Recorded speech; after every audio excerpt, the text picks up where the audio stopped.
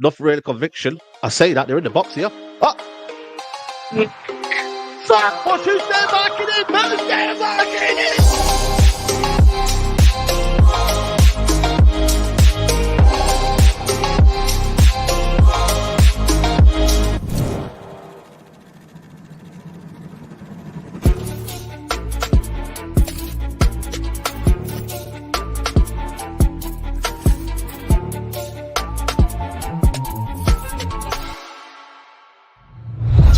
Turkish, what a win that was today. Rob, we've just beaten City in the Premier League. The blades got chopped up today, Turkish. Oh, you've been writing a script, yeah? I think Mikel Arteta, he's proven to have special qualities for sure, with all due respect to my concerns. It is what it is. Havertz is just a member of the squad. I'm not expecting much from him this season or in his Arsenal career. Listen, guys, this is my favourite bit. I had to wheel it up. Watch what? Here this. He's dead. Big statement. Dead. You've got that 1,000-yard stare in your eyes, and That was coming in. Can't just play it. Right, come on, man. Just lay it off. Fulham has gone 2-1 up. I'd like to see the people in the chat telling me to calm down now and what they have to say. Stupid idiots. Oh, you know what? That was a gem that Arsenal fans were coming out with. We missed Havertz against West Ham. Fucking hell. Full-time Arsenal end the year with 2 defeats. They need to address this quickly. Like I said, if we fall off this year, we go out the FA Cup and we're far off the leaders, then Mikel Arteta questions will be asked. Yo, pass that shit.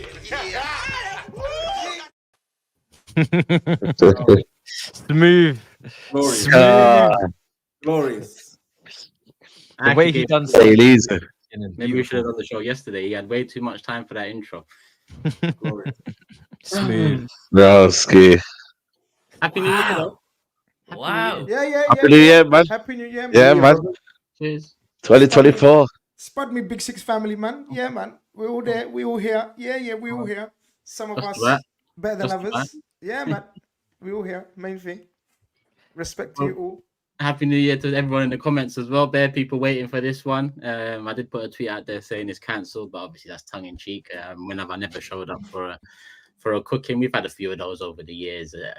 I posted a picture of a belly too. Everyone expected a belly, but I fear it could get worse. So the belly might have to be, parked off for a little while because of what comes after a belly, I don't know. So yeah, the belly's parked off for a little while. I do fear it might get worse, but we will see. There's a lot to talk about. Couple L's and I think W's all round other than the 2 L's, and we'll talk about all of that. And then we'll back later on this week for the FA Cup stuff. And make sure you hit the like button, get up to 1,000, 2,000 before the show ends. Big up Manscaped, the sponsor. TB620 is the code, 20% off, easy. Just go on the website or use the link in the description. It should automatically apply it. If it doesn't, just use the code TB620. Get 20% off. You help the show by going through them and using that code. They know you're coming through us. So big up everyone. Big up everyone. Let's get into it because there's a lot to talk about. And we've been going overtime recently with the show. So we want to keep it at maximum 2 hours tonight. I hope. No, we got time today. No, we got time. We got time. We got time. Oh, shit. Okay. We got plenty of time. We got plenty of time. Yeah, I've got nowhere to be. I've got to lie in tomorrow. Yeah. I think my son's crying. Yeah. So if I have to dip out for a little bit, just you lot run the ship, yeah? No. We'll wait until you come back. We'll wait until you come back. Yeah? No, I don't want to waste your time. You got families this new year. Come on, man. Brother, I'm good. Yeah. I'm good to know. So what are we doing then? I don't get it because last time you lot said you want me to start off, but really and truly, if you want me to start off, I'm going to say the same things as I did last time. It's things I've been saying after wins this season as well that, I foresee some problems there. And now, recently, these problems have caused slip-ups in the league, to say the least. So rather than me start, I assume one of you lot are eager to start with a couple of the smiles in the building. I'm just surprised. I'm just really surprised if I'm being. Bro, you're telling me, bro. You're telling when do you see me show even a little chest, which I've been showing recently? And even fucked it against West Ham and Fulham. I'm sitting back, bro. I should have bought my chef hat, forget a belly, and I should have cooked as well today. I know. After the little back and forth me and you had the other week, Turkish, I thought this was going to be a reoccurring thing, and I was ready for it. I was looking how you embrace this. It was all good a week ago, bro. That's the famous saying. But do you know why I'm surprised? It's because, like, when we went to the Club World Cup, obviously we'd only won one game in 6, and it was a real opportunity for one of you, or potentially both of you, to put some genuine broad daylight between us and yourselves. And my anticipation was that was going to be the case. I was expecting to come back from Saudi with a big mountain to overcome, and now we're 2 games after Saudi, and we're ahead of you with a game in hand. Mad. That's crazy. We gave you a golden opportunity. You didn't take it. That's what disgusts me the most, because you know, I'm not saying even Liverpool took it, because I think the draw between us and Liverpool, I think, you know, that kind of helped Man City a lot. But Liverpool are the ones that have taken advantage so far. They haven't. I can't sit here and say, if Liverpool don't win it, they would have bottled it, because I don't think it's theirs to win yet. I think they've done very well to get in a position. They've got into 3 points clear of Villa, potentially City with the game in hand. That's what disgusts me the most, because I thought if Man City are to slip up, and again, I was saying this after wins this season, saying, listen, if Man City are to slip up this season, we need to take advantage, because I haven't seen no one catch City. Liverpool came very close that season, but they never did. But I've seen a team run away from City, that Liverpool team. You know, I think this season was a chance to not run away with it in that gap. We only missed 1 game, but after that poor patch and then missing that 1 game, one of us two, let me talk about Arsenal. I would have hoped we're 6 to 8 points ahead by the time you come back from all this. Instead, like you said, look where we are. That's why, listen, my belief in over the last 2 games, over the last 180, 200 minutes, it's dwindling fast. I can't even lie. What are you researching down there, bruv? What are you researching, smiling, typing on Google? Is that you typing? Who? I was typing into the chat, bro, but clearly you're mad insecure. I wasn't even speaking about Arsenal. I was typing something into the chat, but yeah, but when I see you smile, your head's in Mars. Your head's in Mars, bro. Don't worry about me. Saeed, what's he saying in the chat, man? What's he saying in the chat, Saeed? I want GRIZZ cook, man. I reckon GRIZZ is ready for cooking, man. You know, GRIZZ is simmering. GRIZZ is simmering. No, GRIZZ is not usually the one that leads. He's the one that usually comes in and does the silent assassin blow at the end. Me and TOBS are just grinning, bro. GRIZZ in this situation is always calmer. I just Hughie is the newest member of the. You lot know me longer than Hughie, but Hughie knows me better already. Look at that, because there's nothing to say right now from my point of view. Like, you're talking about Turkish's head loss, and I get it. You're talking about Turkish's heads in Mars, I get it. Like, you know, he's been tweeting from the main account more than, like, he's been writing essays. Not all of them have been me. Not all of them have been me. We can't.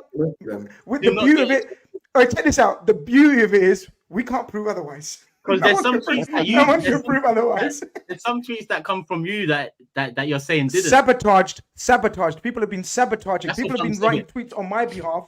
Like, it's getting messy. People in the chat need to know everyone's writing tweets on everyone's behalf. It's all mad. Right? So that's the mad part, because no one knows who tweeted what. Like, we literally don't know who tweeted what. But anyway. when you're saying when someone tweets the Hungarian Gerrards, like, you know, you're saying it's not you, bruv. You know it's not me. Like, come on. But he ain't playing well, but he ain't playing well, so he's not. I'm listening to I'm waiting for the analysis, man. First, we need to talk about the match analysis. You lot talk, because I didn't watch the game, so I just saw highlights. For fuck's sake, man. You know what I mean, Saeed? This brother here. I was at the Spurs game, which was on the same time. What do you want me to do? Yeah, but listen, you're a paid pundit now. You need to come out and check all these games out. You're a football analyst and analysis. You can break down. I'm going to give my point of view on. Saeed, am I right? Why are you laughing? Am I right? Man comes in, don't watch any game of football, and has the most expert opinions on every club. He was at the game, though. He was at the game. He was at the game. Check this out. No problem. Check this out. Word to GRIZZ. Check this out. Yeah. So there's this thing called Match of the Day. There's this thing called the internet. There's this thing called highlights. I've seen the highlights. I want you guys who watched the game from start to finish to think about it. You saw go wrong from those things. Fair. Give my perspective. Fair. On future reference, can you learn from Matisse and Saeed and become football focused? Future reference. Okay, you must. To be completely honest, I didn't cover this game because I thought I'd give them a bit of respite. I covered the game against. No one watched. I saw the highlights. No one watched I needed to do some painting in the yard. I thought, it's Arsenal versus Fulham, and they just lost against West Ham, and I thought it's light work, and they're gonna get through it. And I was like, I was about to open up a bottle of Dixon cider. Is it SAEED? Something like that. I was about to open it because I was like, you actually don't need to repeat it. Why are you repeating it? Why are you... What a dumbass, man. What a dumbass. Segue nicely. Don't go anywhere because you're getting cooked as well. You're getting cooked as well. You're getting cooked as well. Endless stream, man. Endless stream. I didn't see it, bro. You just... Bro, I'm just enjoying life, bro. I can't take this smile off my face. It's like Arsenal went from top at Christmas, like the elephant on top of the tree, as we always call it, and they're fourth. And it's like, how did that happen? 1 point ahead of Big Ange, suspended, injury-stricken, high line for life, tactics out the window, Tottenham. Like, what's going on? It's just beautiful to see. It's like, for me, I'm just taking it in. Do you know what I mean? Because they got Liverpool next in the FA Cup at home. So a lot of pressure on that. A lot of pressure on that game now because you wouldn't want to go out of that comp. You know what I mean? You wouldn't want to do that. That's a bad move. Yeah, nah, there's no fish this time. There's no fish to fry. Like, you must treat that competition with the most respect. Look at the super chat. Yo, hey, what the fuck? Hey, that's hilarious. That's the animated version. Actually, animated version. Yo, DM me that photo right now. That's wicked. That's wicked. DM me that photo right now. We got work to do. We've got work. We got work to do. That's crazy. I work to do. I fucking want that. Let alone you, bro. I send that to me as well. But yeah, but I'm not gonna lie. I'm just gonna quickly say, I think there's been a massive overreaction. I'm a huge fan of Arteta. Again, wow. But you have to admit he's got a problem to fix that he caused himself. Of course, and I said that at the start. I said no. Let me finish. This is mind games. He's on that reverse psychology. Yeah, here he is. That's what he's doing, bro. Turkish, you see what he's trying to do to you? What? No. Oh, come on, man. You can't say this to me. I'm being very sincere. I actually think the overreaction has been wild. I agree. I'm with GRIZZ. But I also agree with Turkish. That he has got issues to resolve and he has made a lot of them solve for himself. At the start of the season, I did speak on it that he's done too much changes from the season before in terms of changing the whole playing style. Not whole playing style, but a major way of playing. He's gone for more control than opposed to... what would you call it last season, where it was like more gung ho, blitz. Yeah, blitz. I'd say it was a balance. I'd say it's a good balance between Pep and Klopp style last season, where we controlled a lot, but we had that ability to dumb it down, though. To dumb it down, when you say he's added more control, what does that mean? He's added. He's tried to add more control. He added Declan Rice. He's added Declan Rice. It's made more control for Arsenal. He's played great individually, but the overall functioning attack isn't the exact same. But you know what's funny? Yeah, I've never linked control to Declan Rice though. So as much like that's what confuses me even more. We brought Declan Rice in, and we brought Havertz in, which is another story completely. I don't link these two players to control of a game. Yes, Rice can aid in control because he can win the ball back quick. He dominates centrally. He's all. For example, Zubimendi, we was linked to him in January. If we signed him in the summer and then we go to this controlling style, I would have understood it more because he's more of that from the midfield. With Declan Rice, I didn't expect us to go more controlling. I expected us to actually be more attacking by winning the ball back a lot better. And then still being slick. Oh, the stream's down, man. Yo, stream's down, Harley. What? Yeah, why is it frozen? Maybe you guys should refresh. Yeah, everyone refresh. That happens by YouTube sometimes. Everyone just refresh. Refresh where? Someone said it's back. No, they refresh. Yeah, we're back. Yeah, they need to refresh, not us. They need to refresh. Man was out there about to refresh. Man was out there outside. No. Have a yeah, wash, just have a refresh shower, because it's back. It's back now. I do think though, Turkish, like as we have discussed, there are quite a few issues that need to be addressed, like your attack misfiring, the lack of verticality at times from your midfield progression. your wide men struggling in their wing play, because I feel like teams are double teaming them.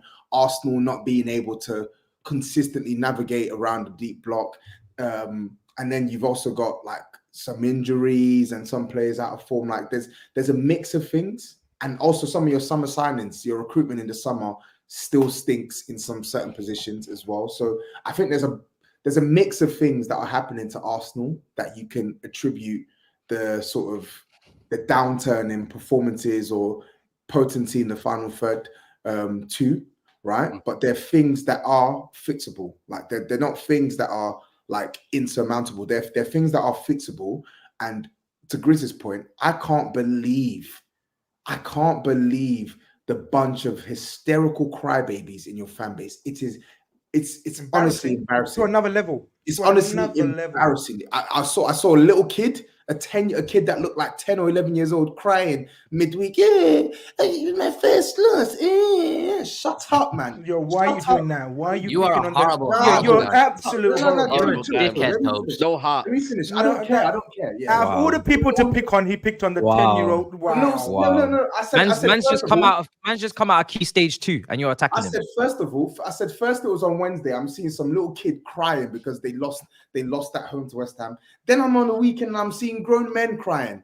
Right? Obviously not literally, but figuratively. I'm seeing grown men crying on the internet. Oh, it's not looked right in pre-season. Oh, that's the title done. Oh, I'm like, shut up. You weren't saying this 4 weeks ago. You weren't saying any of this shit 4 weeks ago, bro. So now all of a sudden, when you're actually having to 2 weeks ago.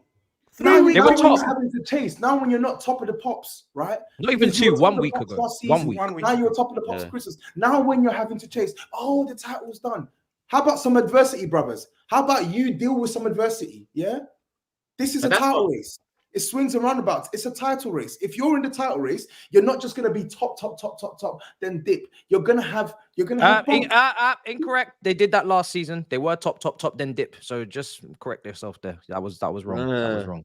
No. I'm saying this season. I'm saying title races in normal circumstances. It's two teams that loggerheads with each other. Like, why does obviously I don't think they're going to win the league, but that doesn't mean that they're just because they've lost 2 games on the spin, they're just automatically going to stop challenging. They're title challenging. Can I ask one question before Turkish gives us a whole analysis? What I want to know, Tobes, and the rest of you guys as well, is I just want to know where the entitlement has come from. That's all I want to know. Like to react, to have that kind of reaction, you must expect certain things and demand certain things to have that adverse reaction. You must have a feeling of entitlement, like we're good in the league. We've got the best left. Do you want to know where it comes from? Where does the entitlement come from? They feel they're feeling the pressure, right? Because they were very quick to say London is this and this player can get into this Real Madrid combined 11 and this front three is Liverpool's level. Hold on, I'm not talking to you, Turkish. I'm not talking to you, Turkish. Come on. No, he's asking the question, where does the frenzy come from? Where does the collapse in the community come from? I'm explaining where it comes from. Community man just looking out for the community. I want to know why the community the front three. The front three is, Liverpool's of Mane's and Salah's and Firmino's. Bro, that's where it comes from. When you big up your team that badly to the next level, to the nth degree, right? We've all seen these comparisons. They did the same thing 4 years ago with Kante and Torreira, bro. They will never rest with these comparisons, right? 100%. And then when it blows up, people lose their shit because they understand that really the best opportunity to catch City is when they have had that bad patch and that bad period that they had. And it's very unlikely they're going to have another one. We are halfway through the season. We've chalked off a very significant amount of the season now, right? And there's not just one horse, there's 2 because you're involved as well. So that's 2 teams that you're going to have to count on to not go on that run. And we know what run I'm talking about. If I was an Arsenal fan, they don't believe that they can do that run. Let's just put it plain and simple. Arsenal fans or Arsenal in general don't believe that they can go on that 10-game winning run that they're going to have to do. Because let me just finish. Arsenal are they're not playing as well as they did last season. And this whole we're not going to blitz teams and we're not going to have a almost perfect record up until February, which is what they had last year with all wins and just two dropped points at Old Trafford where they were better than United and they got countered, and Southampton away they drew. They were literally perfect last season. They thought, nah, we're not going to do that again. We're gonna go toe to toe. Why would you want to do that? The reason why you didn't win it last year, as far as I'm concerned, is because A, Saliba got injured. That was holding is not a good replacement, and B, your January signings in terms of depth weren't able to sustain what you were doing. But if you would continue to build upon what you did, I think you would have been in a much better position. I don't understand why you have to score less goals, concede more goals, have more field tilt, have more possession, and suddenly I'm meant to believe that this team is better than it was last year. I've got a quite interesting trend here, because last season, do you remember when Saliba was injured and everyone knew the impact Saliba had? We were told by not all Arsenal fans, some Arsenal fans, if Saliba's fit, we win the league. It's Saliba's fault that we drew these games, etc., etc., etc., etc. Turkish, did Saliba start against Aston Villa? Checked notes, yes. Did Saliba start against West Ham? Checks notes, yes. Did Saliba start against Fulham? Checks notes, yes. Did Saliba start against Liverpool? Checks notes, yes. Saliba has started all of these games, so why are they losing? Why are they losing? What do you think? If it was all down to Saliba last season, why are they losing games? What's your opinion of it now? Because you're right. Saliba started all those games, but when you look at those games, it's not even like we look at it and say, "Oh, the defense has fallen apart." Most of them we look at and say Zinchenko's fucked up there, or but what do you put it down to then? Because I don't think again. I think Turkish. The point I'm trying to make is, whilst the impact of Saliba last season was massive, right? I feel like a lot of your fans use that as an excuse to let certain players off the hook that didn't turn up when it was time to turn up. Bukayo Saka's form dipped. Odegaard's form dipped. Thomas Partey's form dipped. Big players, their form dipped, right? Yet the underlying excuse was it's Saliba. Because Saliba doesn't play, that means this guy's missing the penalty. That means this guy's making more mistakes. Oh, the team's playing 20 yards deeper. So that means the whole dynamic. I completely get all of these factors. I get the reason why Saliba's absence would make the team change in the way they want to play, they want to build out, etc., etc. But fundamentally, when players are messing up and are not playing to their standard, you have to judge them by that standard, right? You don't hide behind one single player, because Saliba's playing this season. Why is Gabriel Jesus scoring less? Why is he scoring less? The tactics, isn't it? Why is Ben White's form? Why is Ben White's form not? Apparently, he's carrying a knock. Yeah, and Ben White. Just very quickly, very quickly. Of course, there are reasons why these guys are struggling. But what I'm trying to say is there are reasons that are team focused, and then there are reasons that individual focused. Like Martinelli, prime example. Martinelli. I can't say to you, Martinelli this season, I've seen him waste as many chances as Jesus. I don't think he's been that wasteful in front of goal. I simply don't think he is being put in enough positions where he can work the goalkeeper. The chances are not exactly. He's not getting the ball in the positions where he can work the goalkeepers enough. And when he's playing out wide, his wing play has been stinky. His wing play has been poor. So there's clearly an individual drop-off with Martinelli in his wing play. And then there's a team issue in the sense where Arsenal are no longer finding Martinelli early enough in the box to get shots off at the goalkeeper. That's because when you watch them, it goes back to the tactics. Everything goes back to the tactics. Because when you watch Liverpool against Newcastle the other day, they don't wait for everybody to. First of all, they don't wait for Newcastle to reset. Liverpool don't want to go up against low blocks. Liverpool want to just kill you immediately. That's the plan. So when they get the ball, they're direct with it. Arsenal, I see sometimes they have the ball, they have the opportunity to kill, and they wait to reset everybody, and then they go and try and do it in a methodical, slower way. And I'm like, why didn't you just play that pass? Why didn't you just go for the counter? Why didn't you just go for the kill? Guys, what's your guys' thoughts? What's your guys' thoughts? That's straight out of Pep Guardiola's script. That's straight out of Pep Guardiola's script, that philosophy of not going for the kill or playing that killer ball. That's something that we experienced for years and years. We've seen We refused to counter attack. We would actively let teams reset so we could break them down. We've seen Pep win the league with the opposite, with the free flowing attacking style, with Yaya Toure bursting through the middle, Leroy Sané, Sterling. We've seen that from him as well. You are right.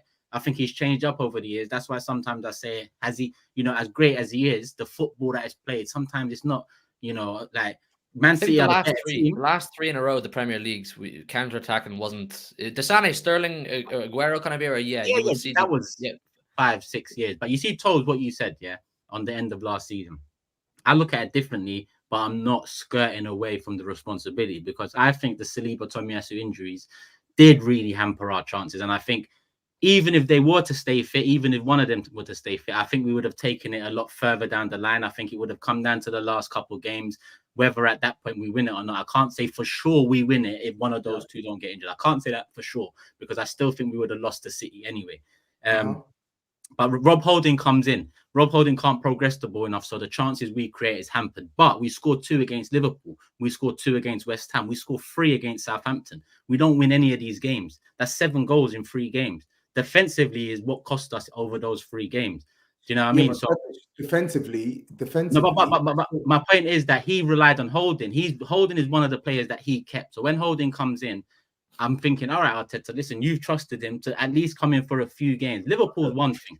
That's calm. But West Ham and Southampton, I feel like your 3rd, 4th choice centre-back should be able to come in and you should still be able to win that game. I hear that, TURKISH. I completely hear that. But when you look at some of the isolated mistakes that were made in the games, that weren't down to Holding. That's why I'm like, hang on a second. Yeah, I understand the impact, but I'm like, bruv, guys that are meant to be the linchpins of the team are effing up here. No one's saying anything apart from non-Arsenal fans. But anyway, I don't want to digress and take it to that point. You mentioned that Arteta has a lot to answer for. I believe he does, because I think for whatever reason he's completely messed up the feng shui of your midfield. I believe he's done that this season. I think he's messed up the feng shui of your midfield in some of the players he signed, in some of the players that he's let go. Right. Obviously, Thomas Partey has been injured, which has been a big part in some of the quickness of your play. Right. How quickly you can sort of get the ball from your half to the opposition's half. Right. But I think, sorry to go back to it. Right. But that Kai Havertz sign, and I have to go back to it again.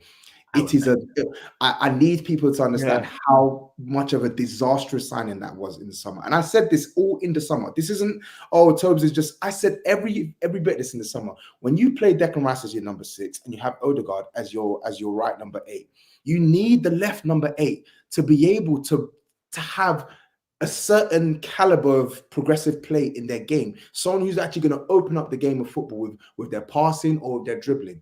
You now have a player who does neither of the two. So that's not working. You then have attackers who are flopping, right? But when you look at the attackers who are flopping, Martinelli, why are we now seeing a Martinelli that's basically playing as a touchline winger, when what made him a success last season was having a good balance of both, where he could come in on the inside and then could do the job on the outside. Teams are setting up in a low block against Arsenal regularly. What are you going to do as a manager to unpick that, right? There are things that I think Arteta has done to your team this season that have made Arsenal worse off. There are players that are messing up, absolutely, and we're going to talk. We've spoken about them. We've spoken about Jesus. We've spoken about Martinelli. We've spoken about Kai Havertz. We've spoken about Saka and so on and so forth. But I think as a manager, he has to take responsibility for why Arsenal are looking less impotent than they were last season. He has to. He's overdone it for me, man. He's trying to be this perfectionist, man. That he's not in it. You know, he needs to humble himself, man. You get me? Like you're one of the disciples. No, because you know what it is. Speak. Listen, I think a lot of you have said what needs to be said, but I called this at the start of the season. Everyone thought I was a madman. I said Arsenal lost their swagger. You know, at least Arsenal last year.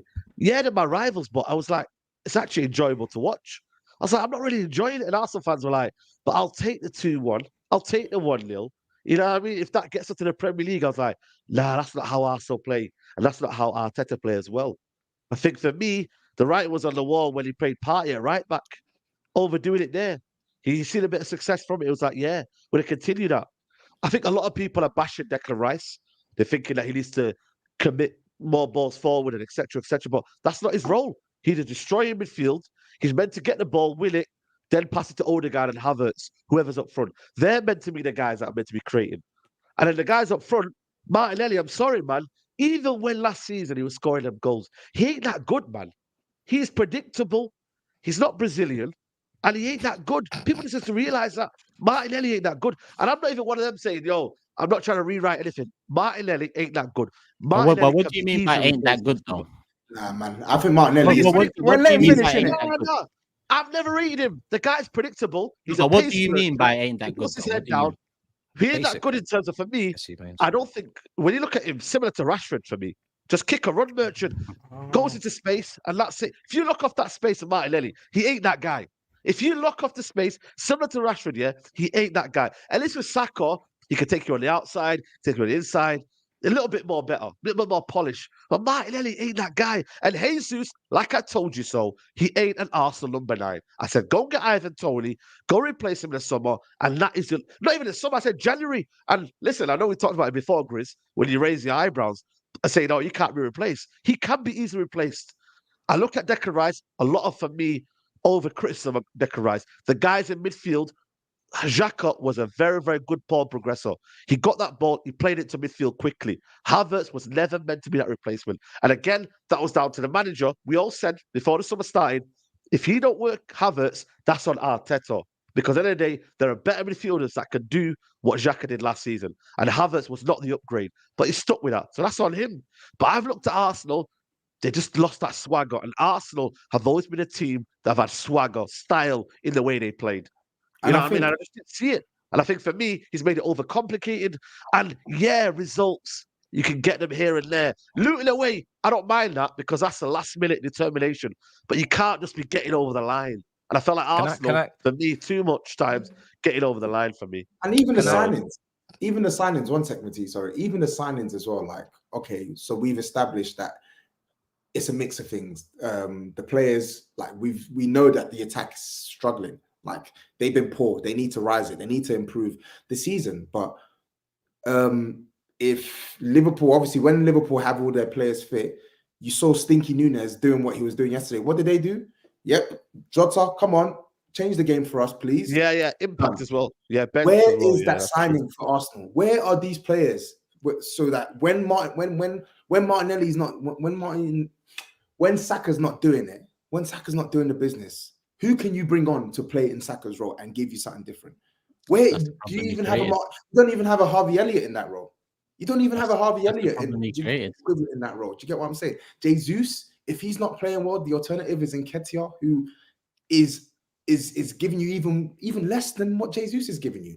He's not taking his chances, and he's not even giving you the link play and the hold up that Jesus gives you. So the options that you're calling upon are not good enough to change these games for Arsenal. So again, you have to look at the manager to ask yourself, why have you left it to the point where these are our options?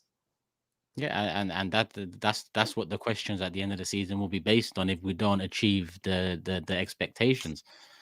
Because I think it's about expectations. But you see the end of the reason I wanted to continue from my point about the end of last season when Holding stepped in is because there's similar circumstances now with Eddie stepping in sometimes.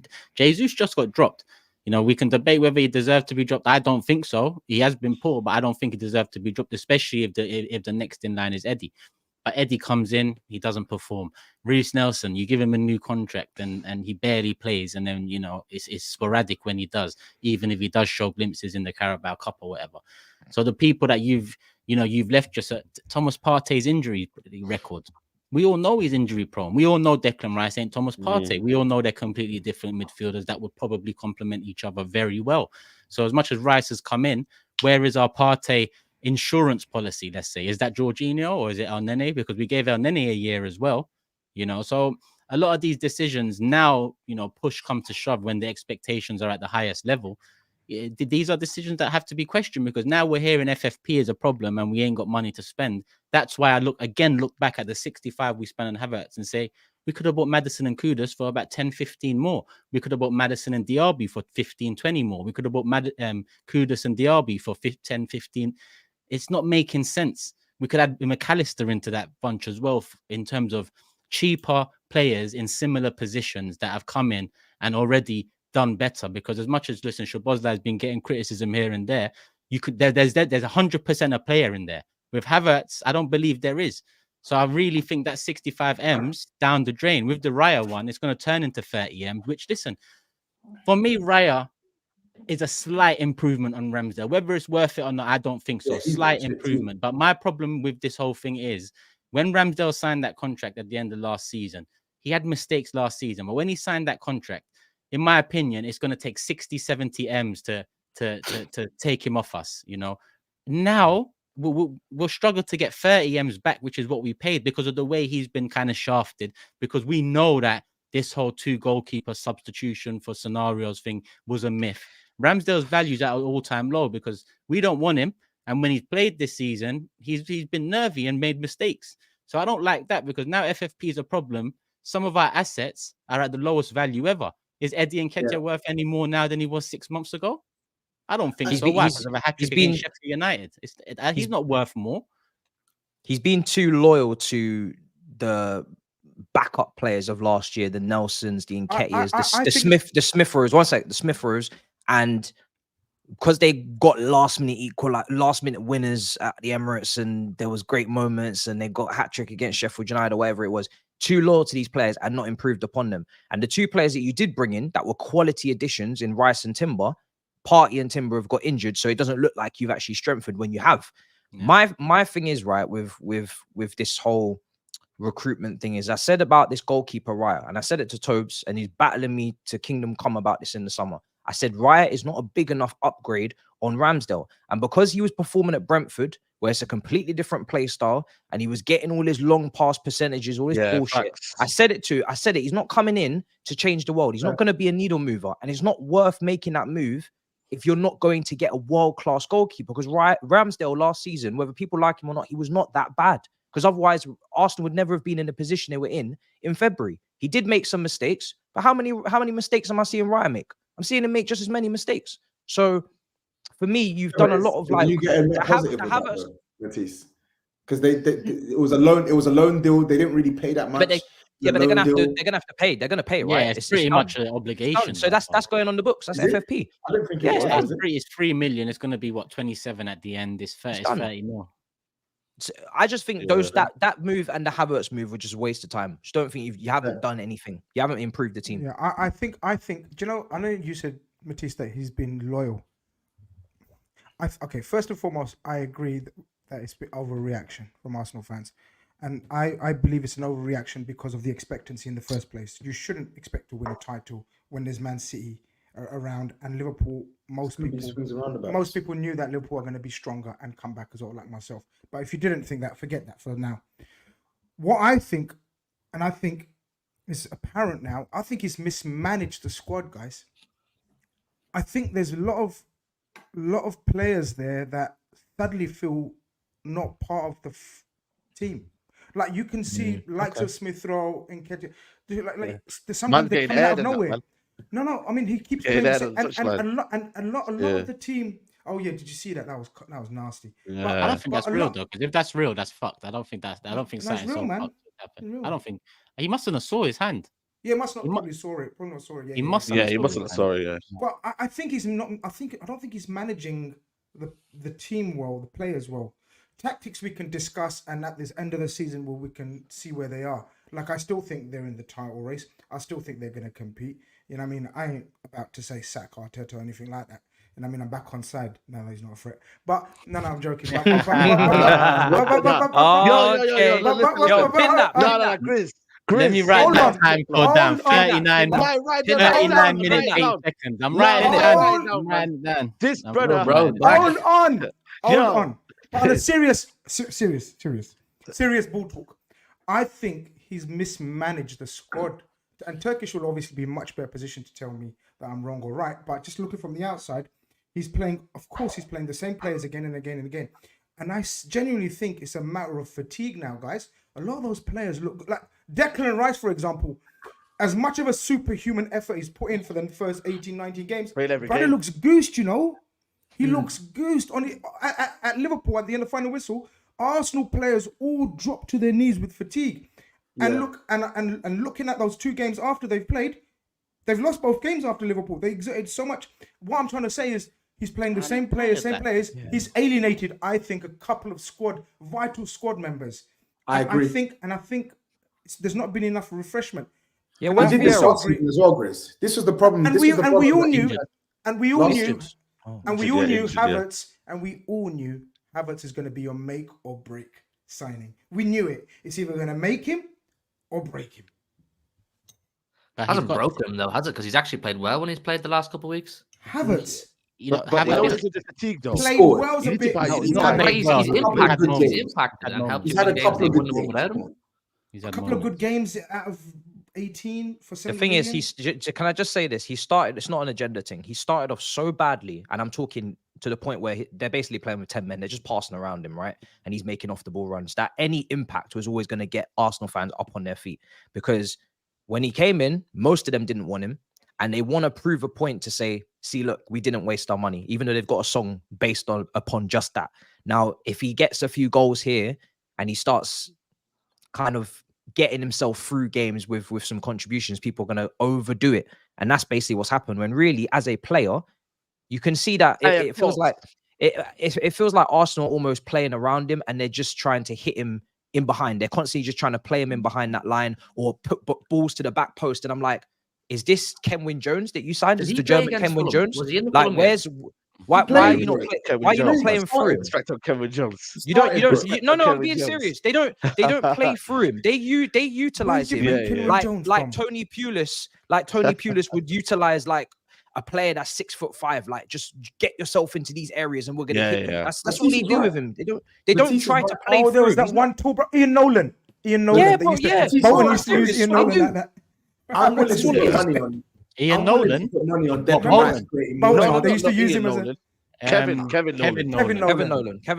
I'm willing to put more money on. I'm willing to put money on Declan Rice creating more chances, open play for his teammates than Kai Havertz this season. And Kai Havertz is the midfielder. Genuinely, I believe that's obvious. That's obvious. Yeah. But why are people getting onto Declan Rice though, man? You know, let me ask you a question. Does it bother you?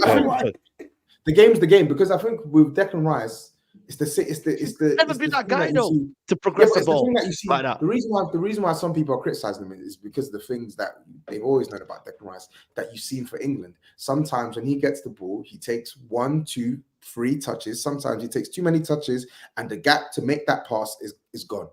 Right, and it's not to say that Declan Rice isn't progressive. Declan Rice makes progressive passes, but 100%. He doesn't have the level of passing or quality that someone like Thomas Partey has. 100%. Thomas Partey does really that. good at it. Or Jorginho.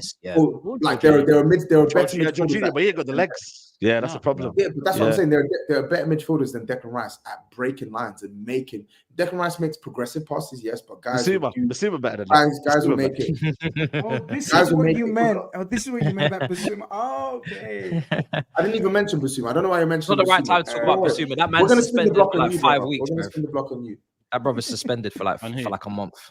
Yeah, I mean on Saeed. I'm trying to back anyway. Yeah, man. Listen, I'm not even shitting on Declan Rice, but it's just. I think you can. I don't think you can shit on Declan. I mean, how can anyone shit on Declan Rice? He's been a top. Yeah, I don't. That's why I was like. We knew he's not. We knew he's not that passer. That's what I'm saying. Looking at listen, he was so poor against Fulham. He's poorer than he was against West Ham, in my opinion. Yeah.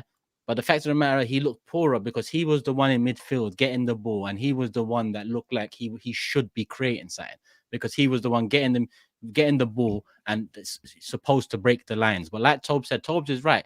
Declan Rice is a big progressor of the ball. I think even on Twitter it's going viral now about some stats about he's the most progressive passer in Europe at this moment in time. He is a progressive passer, but he's not a risky progressive passer, and that's the key difference. He'll take his time with it, which is still a plus because you have a lot of midfielders that like to do sideways. He's not that. He does progress, but he's not the. I don't like Jorginho, but Jorginho is a better risky progressive passer than Declan Rice. He's Is a clean. better passer than him. That's a fact. That's not even debatable. Progressive passing is just forward passes, right? Exactly. Yeah. I was just going to say. Now, let's get into detail. Let's not just go off progressive, because it's the same as going off loads of other just words, right? You can play a forward pass and it not really do anything. I'm not saying this is him. I'm just saying to break this down. You can play a forward pass and you haven't really sliced open that block. You haven't really played that proper pass in between the lines to put Odegaard in that half space and set him away. You can play it forward to Odegaard just next to you. So this is why you got to watch the game, because leading on progressive passes and seeing the difference between him and Partey is two different things. You can lead in progressive passes. But then has he been unlucky then, Turkish? Has he been unlucky? Because was the plan maybe to play Partey in the position that he played last season, and then Declan as an 8? Would you think that was an idea? This is what confuses me even more, yeah? That's their best midfield. Because none honestly, of this nonsense. That is Arsenal's best midfield. I don't think that was Arteta's plan. In all honesty, people might call me stupid or have an agenda. We started right back. We started the season. Yeah, we started the season with Ben White centre back with Saliba, Gabriel on the bench, Timber left back, and there you go. Partey right back. That's how we started the season, with all of the players that are necessary in these roles fit. So I don't know what the plan is, if I'm honest with you. If that was the plan, then obviously I'm not for it, in my honest opinion. What's that? So on the one in bold is Declan Rice. The one on the right, that's not bold, is Kai Havertz. Look at big chances created. Obviously that doesn't tell everything, but look at big chances created. One is the DM. Allow your agenda anyway. One is the DM. The other is Kai Havertz. Well, yeah. No, we don't rate Kai Havertz anyway, so you know what I mean. He's just nobody trying to back him and that. But listen, January is Arsenal going to spend money. Why is it about spending money? I think you're hyper-analyzing individual players. I really think you're hyper-analyzing individual players. Yeah. I think we know the quality's there. We saw it for literally 247 days last year. No. I'm serious. Hang on. You can't just after a run of a couple of losses start saying they need to go and splash cash to fix the problem. At some point, you have to be able to say it is just as simple as the manager has tweaked it wrong. Let him land. The manager has made a mistake. How can you go from being top of the league for 247 days to now we're in January 2nd or 3rd of 2024 and say they need to go and spend more money when they added more firepower last summer anyway? The quality's there. Arteta has fucked stop it. What no, wait. Sorry. I'm going to stop you there. What firepower did they add last summer? Well, the £105 million man, Declan Rice. No. That's not firepower. No, firepower. That's not firepower. How is that not firepower? Declan Rice. What firepower did Arsenal add last summer? Havertz and Trossard, man, last two windows. Allow it, bro, please. And where's that Brazilian winger? Yo, there's a Brazilian winger. Okay, I've heard Declan Rice is I'm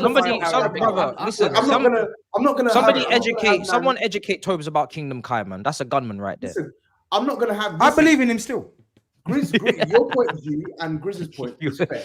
Arteta, there's things that he needs to do as a coach to get Arsenal's rhythm and fluidity back. Absolutely. But it doesn't mean that's what SAEED is saying is wrong. Arsenal do need reinforcements in attack. They do. Okay, maybe because we got it wrong. We got it wrong in the summer. And this is something that was said in the summer. This isn't a reaction. Nketiah replacement. Yes. I've always said it. They need a better Nketiah replacement, bro. We need that. We need the Nketiah replacement. Hold on. Say Tobes. Say what? They need someone to push Jesus to the bench. He's not scoring enough. Jesus. Yes, bro. Jesus needs to be. Why not? No. I said they need someone that can realistically push. No, I know he's saying the same thing as me. Yes, it's true. What the guys on simple. The guys on 2 Premier goals this season. What are we saying? Can I address, by the way, the controversy after we had our show last week and then Turkish came out with some old tweets from 2000 and when Jesus was signed and I called him, this could be a game changer for him. I believed in Jesus. I'm a believer of Jesus. I believe in Jesus. People call me rattled. I believe in Jesus. Is a good I'm a believer. He flopped on me. He let me down and I think he's let you lot down. So I'm allowed to have an opinion 2 years ago. Bro, Grizz, can I say something to you? Tobes, one sec. Can I say something to you, Grizz? You said he's let you down, yeah? And I could have continued with the tweets because for Firmino's first season for Liverpool, it was 11 goals, 7 assists. Jesus' first season for Arsenal was 11 goals, 6 assists. So he let you down, getting one less assist than Brother, Firmino. Bobby was under Brendan Rodgers, man. Allow it. That's innit? all I'm playing saying, back brother. and You're shit. saying he let you down. Right wing back. Man was playing in right wing back, bro. man. Man was playing in right wing back, man. Well, hold Allow on, it, hold on. Let's not disrespect Brendan Rodgers first of all with Arteta, because Brendan Rodgers has won an FA Cup for Leicester, right, and has put you in a title race for the first time in how long, right, Grizz? So let's not do that. Let's respect Brendan, please. And Swansea and Celtic and playing good football.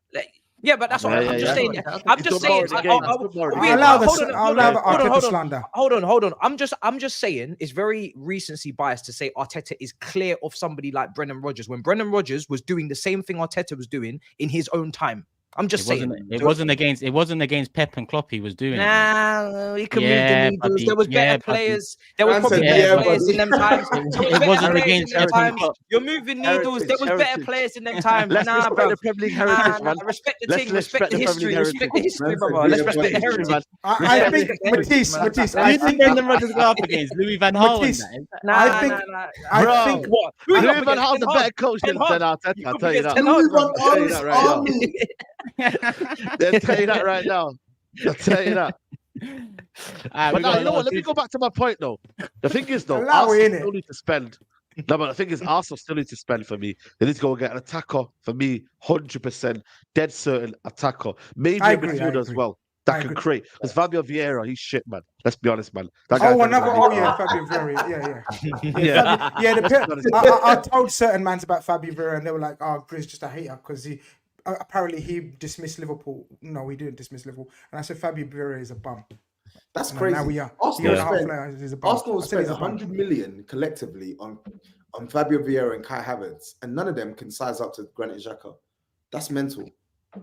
Yeah, we fucked up. Sometimes, what's the word? What's the saying? Sometimes listen to me. Good times. No. You know, like something, like you don't something until it's gone. You shut it, right? How many Arsenal fans used to shit on Xhaka weekly on a weekly basis? No, but he also didn't really perform as well, man. Oh, come on, rightly so, man. You miss him. What you think? 1 year out of 6 Grizz is good enough? Yeah, honestly, exactly, man. Come on, put him in this team, though. Let's not overdo it, man. Let's not. Xhaka in this new system, Grizz. Xhaka in the way Arsenal are playing this season will be dead as well. Why do you think Jesus, Saka, Odegaard and Martinelli are all poor? Xhaka's cooking. Xhaka wouldn't be. Xhaka's top of the league. Don't worry about Xhaka, man. Xhaka, let Xhaka playing cook, ball man. right now. Top of the league, man. He's balling out. He's balling out. I can't lie. Balling out right now. Doing his thing, man. Doing his thing. Let him do his thing, man. We got hella super chats, man. Let's move, man. 40. Actually, not all 40 are on the subject though. So let me whittle through the ones that are on Arsenal. We'll move on to both Liverpool and City's wins next, just to wrap up the top of the table, and then we'll move on to the other results after that. Arsenal have 74 points from the last 39 games. At what point does the 50 points from 19 last season start to feel like the blip? But that is a question mark over it, you know. That is a question mark, obviously. Barfly says Turkish. Essentially, the players didn't must, and they didn't. They actually didn't. Chris says Arteta out and take Havertz with you. And Deep Learning is asking SAEED, still Rice over Salah for Player of the Year, yeah? Salah is a humbler. Listen, 2 weeks changes a lot, because I think 2 weeks ago there was a strong debate about it. But now it's oh, you're relaxing now. Are you telling people to relax? That's more the team. Oh, you're relaxing now. Right. Okay. It's more the team. No, Salah, man, allow him. Do you know what? Do you know why I'm going to back SAEED? Because Salah went through a period, what was it, a few games he didn't score? So it changes. Yeah, man. but he didn't score. This is why you should never be reactionary. Sometimes listen to me. Yeah, but it was between the two of them. It's fair. It's, you know, you should between the two of them, bro. Relax, man. It's no problem. No problem. Don't overdo it, man. HW says no problem 3 times. That's when you know they're rattled. That's when you know there's a problem. There's a problem. HW says Xhaka's passing ability has been underrated his whole Arsenal career. All we needed to buy a creative left centre mid to reduce the reliancy, and we bought a meaty centre forward to play 8.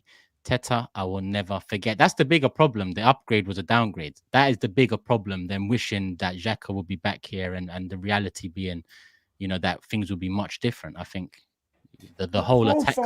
But the profile was so different. I don't get this. Bro, I don't. No one gets it, bro. No one gets it. One day Arteta will write a book, maybe in 2050, and in that book, you might get an insight into why he did this today, or did this season. Because no one can speak for why he did it apart from himself. Xhaka was the original relax the ball, and Havertz is the original invisible.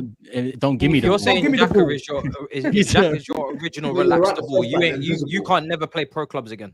If that's your level. KP says we're here today to announce the passing of Arsenal's title hopes. It has been a brief but exciting life from August the 12th to December 30th.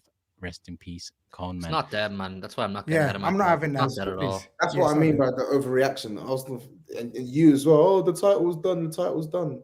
It's not done. That's why I'm saying they don't need to go out to rush to the January market. I think the quality is there to compete, as we saw. One second.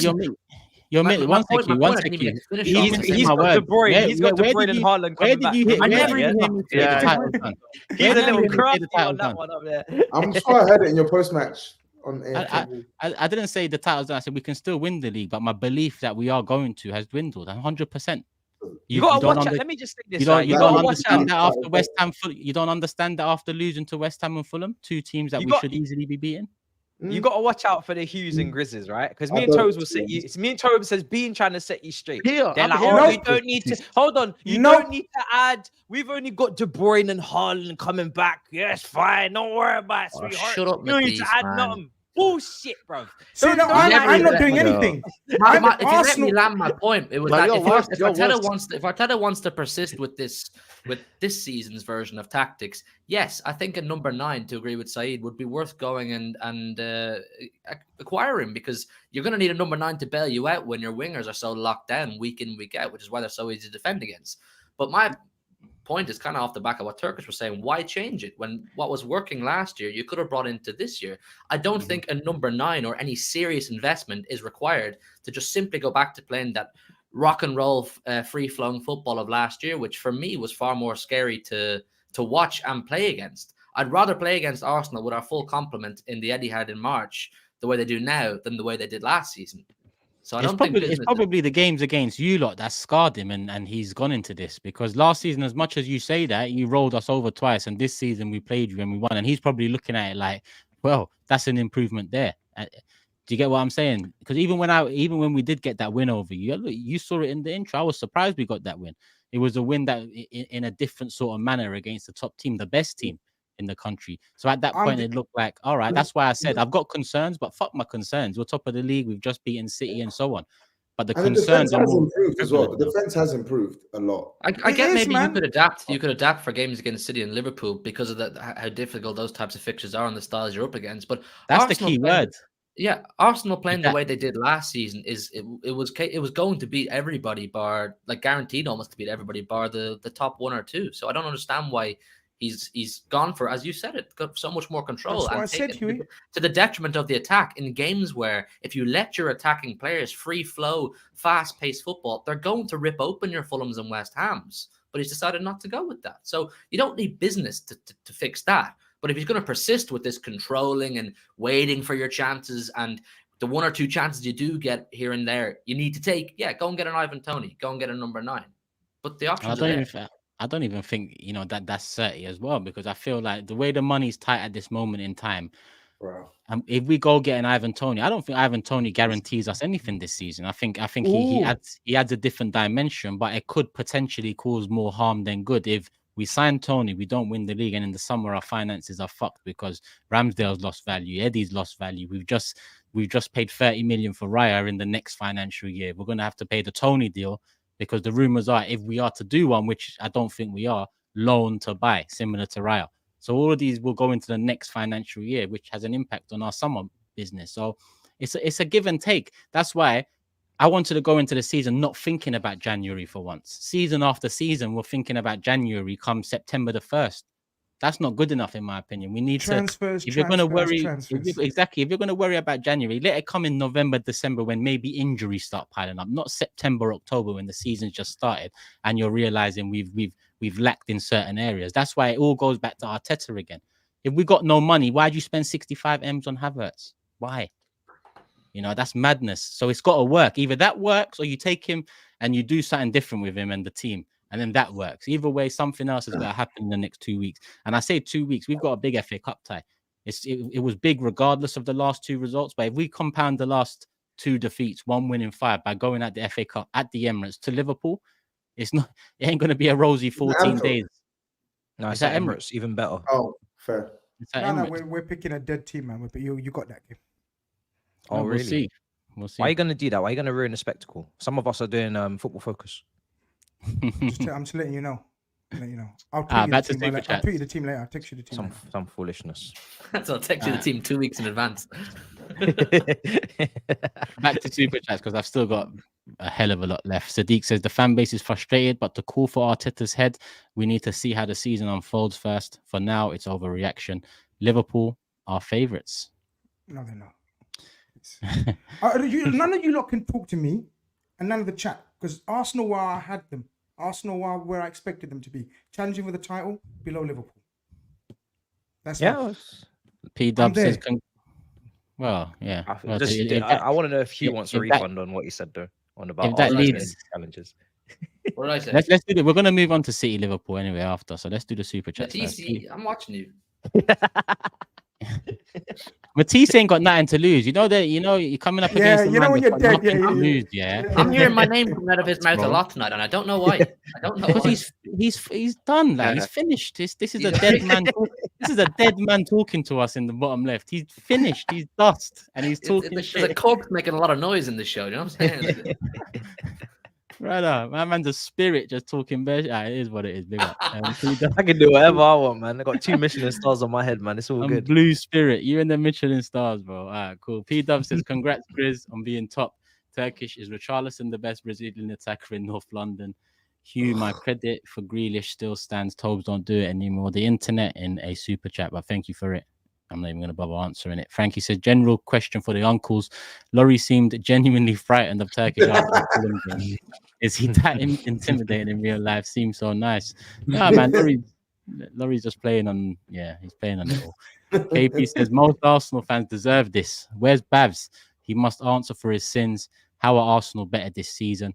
Last season is looking real fluky now. Babs, on this show, when he came in for me one time, there's one comment that I'll never forget Babs saying, and that is Twitter is different to YouTube. Yeah. And that shows me that he knows exactly what he's doing sometimes when he says what he's saying. 100% without a shadow of a doubt. That's why, listen, I've been enjoying Twitter more recently, more often than usual. But you got to take it with a pinch of salt. You got to take it with a pinch of salt. People are chatting a bag of shit on there. And, you know, that tends to get man. That nasty guy that lives in Abuja, right? No new thing or whatever his name is. The one that's Kai Havertz. Van Persie body. Following, comparing Kai Havertz to Van Persie and Berbatov and all these, man, he will crumble. You deserve this more than most. You will crumble. Wait, yeah, he deserves this. KD says, what do you know about title race, Tolls? We ain't Spurs. We shouldn't be losing that way. It's been 20 years of suffering. What does that even mean? You ain't Spurs. You call us bottlers, but then they bottled. They had the biggest bottle job in history last season. I wouldn't say that, but yeah. Yes, statistically it was. No team has been in your position last season. Depends what statistics you're talking about, bro. What's bigger? What's bigger? Losing the league from a 12-point lead is a different metric to say that's the biggest bottle job, is it not? Because we was never 12 points above Man City, so it's a different metric used to describe a big bottle job. No team has been at the top of the league for the length of time that you guys were and failed to win the league title. And no other team. Okay, listen. You said a fact. It's a fact. And no other team has bottled a 12-point lead before, aside from that team that did it once. Yeah. Okay. So what now? You're still the biggest bottle jobs. That's what's what now? Yeah, that's what's now. You're still the biggest bottle jobs. At least we've had something to bottle. At least we've had something to bottle, bro. Please leave me. Okay, whoa, so that's what you're doing now. At least we're in this conversation. Listen, at the end of the day, I'll let you lot speak, but there's only really 2 people that can really speak, and I'll take anything from it. Stop doing this, man. Everybody has their ears, man. Guys have no right to speak doing the most talk. It's crazy. Turkish. About having something to bottle. If I said the same thing when you and your fan base called Spurs bottle jobs, you would have laughed us out of the room. Me and Grizz chilling, man. I'm gonna say this again. How comes I say one? How comes I say one thing and TOBS wants to talk, Matisse wants to talk? Because what you said. What you said? This what happened, bro. This what happened, bro. Let me say this, right? Hold on. Let me say this because Hugh and Bridesmaid is gonna lap this up and say, "Oh yeah, I'm happy to be." No, you gonna take that, Grizz? Grizz, you gonna take that? No, femme de la mouche. Listen. Listen. I've said it and I'm gonna say it again. Until you win significant silverware, right? Premier League or Champions League, I will continue to talk to you as we are sitting at the same table because you have done nothing. You are no better than Pochettino's Tottenham at this current moment. That is as simple as it gets. You are not in any room that I cannot get into. I have 2 Michelin stars on top of my head, and I will continue to act like that until you do something serious. Simple as that, brother. Simple. Do something serious or sit down. Yeah, but hold on. Because if the spirit wants to start talking, and say you're nothing like this and you're nothing like that, you're nothing like David Moyes' Man United, my bro, and you spent $1 billion. So what does that mean, my bro? What does that actually mean? I know I'm not in the conversation. Are you still living off the same history that when I used to talk about history or SAEED used to talk about history? Bro, you used to, how did you not get straight there? You used to say, is this the History Channel? Now you talk about history quite a lot. But you're still living in the history too. Bro, I haven't mentioned anything about history. Hold on a second. But you are. No, you're trying to pretend like now is an achievement. You have done nothing. You are still living in history. If I tell you nothing's an achievement, bro, why did you back me up last time? You're with me. When I said me and you are in the same. Hold on a second. Me and you is on the same history channel, right? The only difference is that my program come on first and your program come on way back. No, because you cannot pull anything since the Invincibles. You cannot bring anything to me. Nothing. History becomes more memorable when the current present is not ideal. The current present for me is we're challenging for titles. So I don't need to really lean back and talk about history. You should. In comparison to you, who needs to lean back and say, I've got 2 medals on my head. I've got 2. How many weeks in a row are we going to hear that about was 2 years ago? You know what's so funny? That was 2 years ago. What are you doing now? What are you doing now? Your team was 20 years ago. My team was 2 years ago. Yours was 20 years ago. 20. I don't mention any. Hella teams win Champions League, bro. Hella teams win Champions League. Bro, you are with the History Channel until you significantly achieve something today. Today, not conversation. Don't be a bridesmaid, bro. That's all I'm saying. That's all I'm saying. The first year of expectation, you know. First year of expectation. Don't forget that. 1 year of expectation. 1 year of expectation. I thought Chelsea were that club that had the highest standards, that when Roman came in, we're going to challenge, we're going to sack managers, we're going to challenge this year. Oh, if it doesn't work, we're going to flip it to a next manager. Oh, we're going to spend 300, 400. What happened to all of the standards there, bro? Because now you're punching up. You're trying to drag man down, looking up. Because you're trying to. You know why? Because you're trying to put yourself in this elite group. No, because you're trying to put yourself in this elite group. You're trying to put yourself in this conversation that you're not in. You're not in. You haven't done anything. What elite group? You just said you're only taking it from Hugh and GRIZZ. What have you done to only take it from those two? No, but you don't get it. But but you don't get it. You think I'm saying I only take it from GRIZZ or Hugh because it's Man City and Liverpool. No, because you, TOBS and SAEED, your first intention is to banter Arsenal rather than actually have an unbiased view or reflection. I'm being unbiased. I am being unbiased. What do you mean? So when I mention GRIZZ and Hugh provide the most unbiased opinion on Arsenal, aside from TOBS sometimes. No. They lick Arsenal's ass. You and SAEED. No pun intended. No pun intended. No pun intended. I don't. They lick Arsenal's ass. I don't. Then when it all goes to shit, they sit there and clap and say, fantastic. I don't. No, that ain't true. That's what they do. I don't. That ain't true. Bro, yeah, that's not just it's just not true. I'm trying to tell you the reality. It's just not true. Just not true. Just don't give not him true. time. Look at the sarcasm. You ain't that team yet, man. Humble We're yourself. not. No, it's not unbiased. I'm sorry. We're not. We're not that team now. That's what I'm saying. Matisse done a whole speech. I have never said we're that team. So I don't know who the speech is to. Do you get what I'm saying? He's upset because of where his club is, and any little jab he wants to punch up. That's fine. Yeah, spirit, that's fine. The spirit. I like that. That's We're gonna move on. We're gonna move on. The blue spirit. The spirit. That's the one. New name for Matisse. Crazy today, man. KP says, we still got about 30 super chats left as well. You know. Yeah, let's let them flow. Let's let them flow. Are you sleeping? I'm not sleeping. I'm browsing, man. I was waiting for you lot to finish having your. Allow browsing in it, bro. Allow browsing in it. Let's go back. I wasn't sleeping. I was waiting for you lot to finish your flipping. Actually, I'm not gonna say what I'm gonna say, so it's fine. Hey, stop it, man. Just shut up. Just don't go sleep. I will shut up. You lot were the ones that bothered me. But I was just checking, bro, because the chat said that. I thought, let me just. I'm not sleeping. They always tell me I'm sleeping because you know, but people should already know. Hay fever. No, it's not hay fever. When there's conversations about trophies and icy pollen, my brother. Yeah.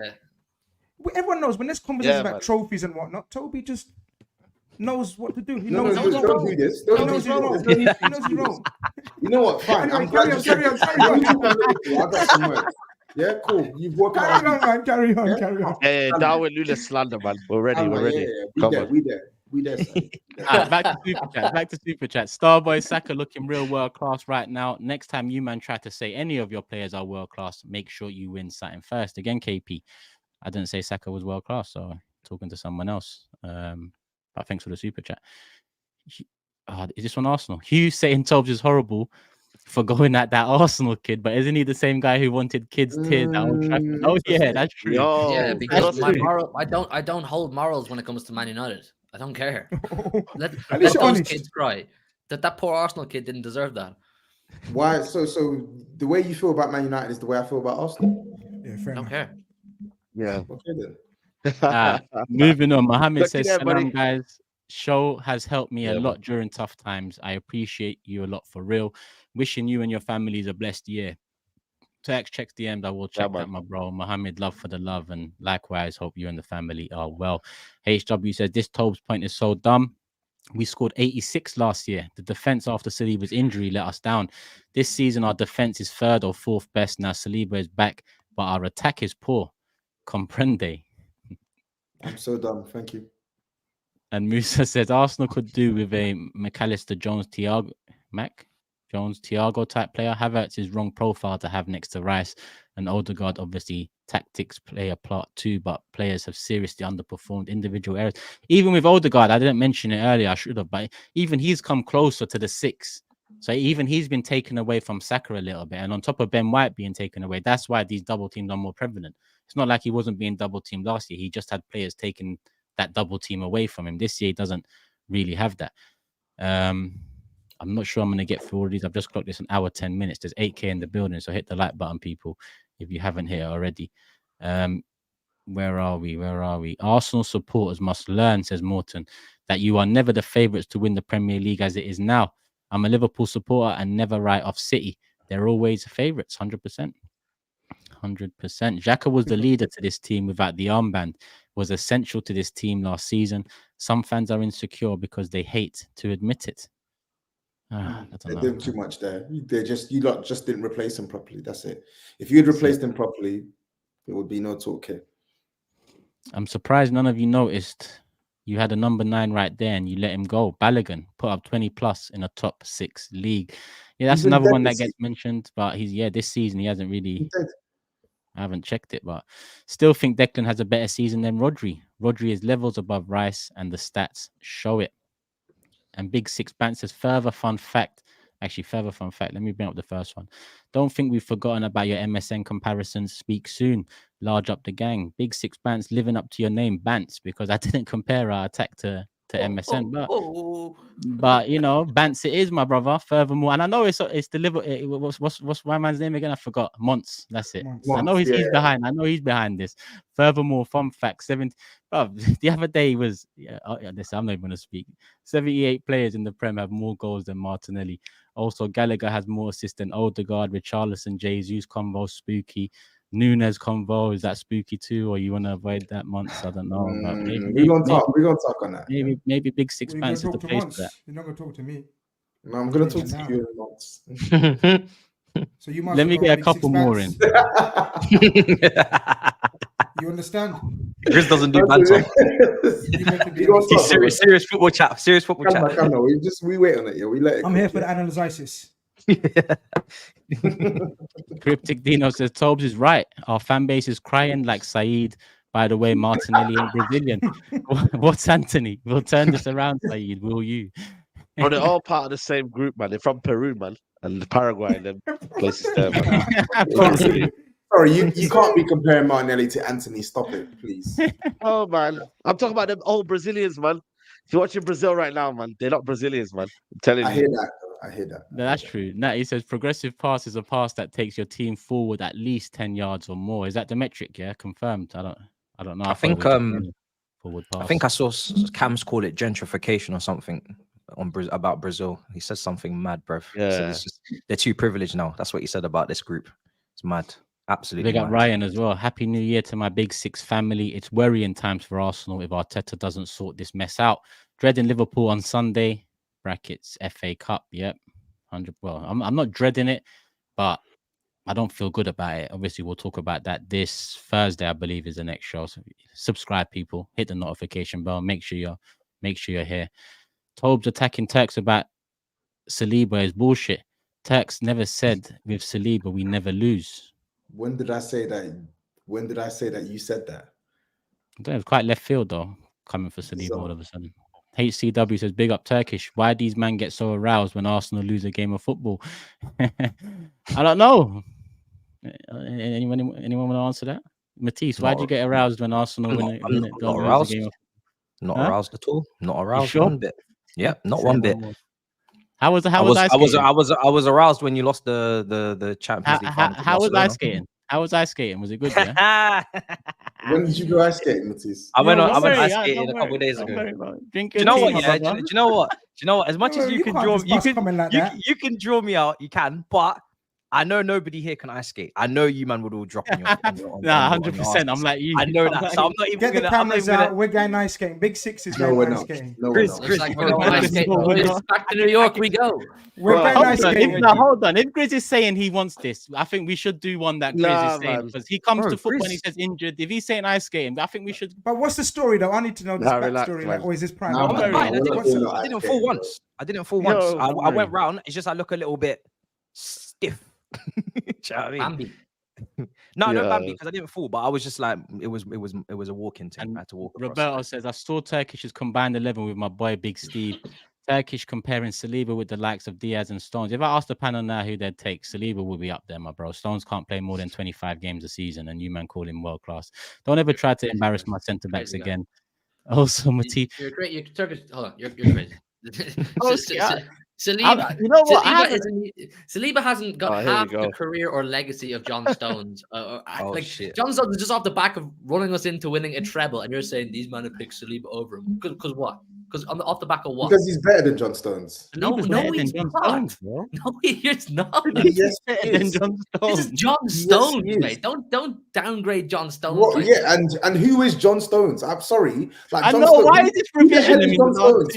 What do you mean? This is John Stones. Who the hell is John Stones? You man act like John Stones. What's wrong with you, Man City fans? Who is John Stones? He's not Van Dijk. Premier League winner, more than your football club. He ain't Ferdinand. This is John Stones. Sorry, like he's a top centre back, but he's not. Listen to this guy. He's not. I don't know who you think he is. Wow, like, I've heard it all. Man said this is the John Stones. John Stones. Wow. This is the John Stones. What the hell is that even mean? What does that even mean? John Stones is a Rolls Royce footballer who'd walk into any of your teams, any of them, without fail. Probably is a Rolls Royce. Probably is a Rolls Royce. But so you're gonna call him a Rolls Royce, but who is John Stones, bro? Make your mind. No, because you said it as if like Saliba's a small boy to John Stones. I don't really understand. Because he is. John Stones is a treble winner, a 5-time Premier League winner, a Centurion, a 3 in a row, possibly a 4 in a row this year. And you're saying Saliba just because off the back of one season at Arsenal is all of a sudden clear of John Stones? One season. You said no, crazy that is. One season. It took John Stones. Saliba did one season, missed the most important part, and is now ahead of John Stones. At Man City, but all right, cool. Crazy, Cool. crazy. Cool. Okay, no problem. Okay, no problem. Let me get a couple more in. Big Ben says Arsenal fans say that Vinny and Rodrigo are worse than both Martinelli. Who said that? I'll say it again. Saka world class, no major trophy, no leader. Big up. And Martinelli not being that good means there's no debate about Vinny Jr. and him. Certain panelists once said that I never said there isn't much difference between Vinny and Martinelli. These men are mad, you know. But thank you for the £7 though. Next time make it 10. Why not? Let's keep it moving because listen, hour 20 minutes. Have I given you like enough time? And I'm talking to the chat here as well. No, People like more than 1 hour 20 minutes. Matisse, man, that was no belly full. Yeah, Matisse, yeah. I've had a good grub today. Now I'm good to move on. That's all right. Belly full. Can you just make a note of this though, Turkish? Because Matisse, I feel like Return of the Living Dead. And that, you know what I mean? Matisse, bro, my 2023 was a long day, so I'm just vibing now. Considering the time, yeah, can we meant that obviously Liverpool top of the league, Man City back-to-back wins now following the Club World Cup. I know Aston Villa are there as well, but Liverpool City have kind of taken the lead in this race so far. Liverpool more so. So discuss Liverpool City quickly before we move on to the rest. Go for it, Go, Grizz. Hugh. No, Grizz, I think you've 3 points Come on, clear. Grizz, man. Nice. Have some pride. No. Your Hella pride of this team. Come on. Exactly this time last year, I went to Wolves away and I knew we were going to get beat. That's how tragic it was. I went to Wolves and I knew we were going to get beat. We got bullied all over the park. I don't know if you guys remember. We got smashed to bits, man. I think it was 3-1 in the end or something like that. I think it's 3-1. Yeah, and we know all through the summer, the whole year, every man saying Liverpool dead, Klopp dead, he can't rebuild, midfield dead. You need this, you need new owners, you need new players. Yeah, it's all about City and Arsenal moving forward. Well, here we are, 12 months to the day. Liverpool put in a statement performance. After the game, I was a bit tired and worn out because of the jeopardy involved in the game because we were missing John. And so, but then when I look back and I watch the game for the second time, Lord have upon mercy how good we were. Yeah, when I watched it second, when you know the result and you just watch the game, we were amazing. I thought that was a statement. I know everyone was asking for a statement Liverpool performance. You ain't really bossed the team. You ain't really, turned it on. I thought we were magnificent. That was a tweet this morning. That was a slight, hopefully it's a vision into the rebirth of the new Liverpool under Klopp. Like the energy was insane levels, the gegenpressing, the attacking, everything that we associated with the first Liverpool team. I saw flashes. Of course, we're not a finished product. Of course, the personnel ain't quite Mane, Bobby and Salah. And we're going to discuss maybe a couple of the individuals. But the blueprint is there. The blueprint is there. We just need to polish it up. Maybe improve in 1 or 2 situations, like definitive roles. But the blueprint is for there to see. My God, we were so good. And that's it really. We're first. Nothing is done. We know Man City. But we also know Liverpool. And this is what makes it intriguing. Liverpool can do these. We're 1 defeat in 30 now. We're 1 defeat in 30 games. We're hard to beat. We're not the finished article. And if we're not the finished article and we ain't got the right players in certain places and certain players are not performing well, imagine when they do. That's what I'm saying. Imagine when we do. And yes, there was a slight glimpse into I noticed Saeed's gone at this part, of course, naturally. but this is just a little, hopefully a little glimpse into the new Liverpool and long may it continue. I just want to shout out very quickly before we move on in question and answer time. I want to shout out Curtis Jones, my guy. Curtis Jones, people believe it or not, he's 22 years old still. And we've spoken about Foden on this program. We've spoken about Saka. We've spoken about so many other people in the same age group. Curtis Jones is playing as well as anyone right now, and he has been. Last 10 games of last season, he was balling out. And again, this season, then he had an injury that sort of scuppered his little bit season. But now he's back again. He was the best player on the park yesterday. He ran the show. The way he's matured on the pitch is a massive surprise to many. Everyone knew he had the talent and the ability, but the way he's reveled in this new role that Jurgen Klopp's made for him is now he's an actual controlling 8, guys. He's in the realms of, or the stylistically, Gini Wijnaldum. This guy was a floaty 10, like a Jack Grealish, wide player, skillful, languid, takes on players. Now he controls tempos, he covers passing lanes, he's an insane presser. Big up Curtis Jones and Joe Gomez as well. Big up Joe Gomez, because a lot of people, even Liverpool fans, spoke so much shit about him. You lot all idiots. Yeah, a dominant performance. Jones is getting into the box, man. He's proper, bro. He's committing to getting in good areas. Third man runs. His shooting is on point as well. I remember watching him against West Ham. He did that mazy run for one of his goals, and then obviously the near post shot as well, left foot in through the keeper's legs. He's performing. Salah, listen, Salah. I know he missed the penalty. I know he missed the penalty, but this guy's creativity in this game was nuts. Outside the left boot, putting it on a plate for Nunez, putting it on a plate for multiple players. He was just taking charge on that right side. It was him, not really Trent that game. It was more Salah. This is going to be the 7th season, guys. This is going to be the 7th season where Mohamed Salah has got 20 goals and assists. Contributions, more than 20 goal contributions. Only Henry, and someone remind me in the chat, only Henry and one other person has ever done that. What's that? Top of the what? That's 20 contributions. 20 goals. 7 seasons in a row. Harry Kane. Harry Kane. I can't remember. Is it Kane and Henry? Maybe Kane. Maybe. Yeah. And they're strikers. Yeah. Diaz was really good this game as well. Not too far off. He might not have the exact number, but Diaz was his best game.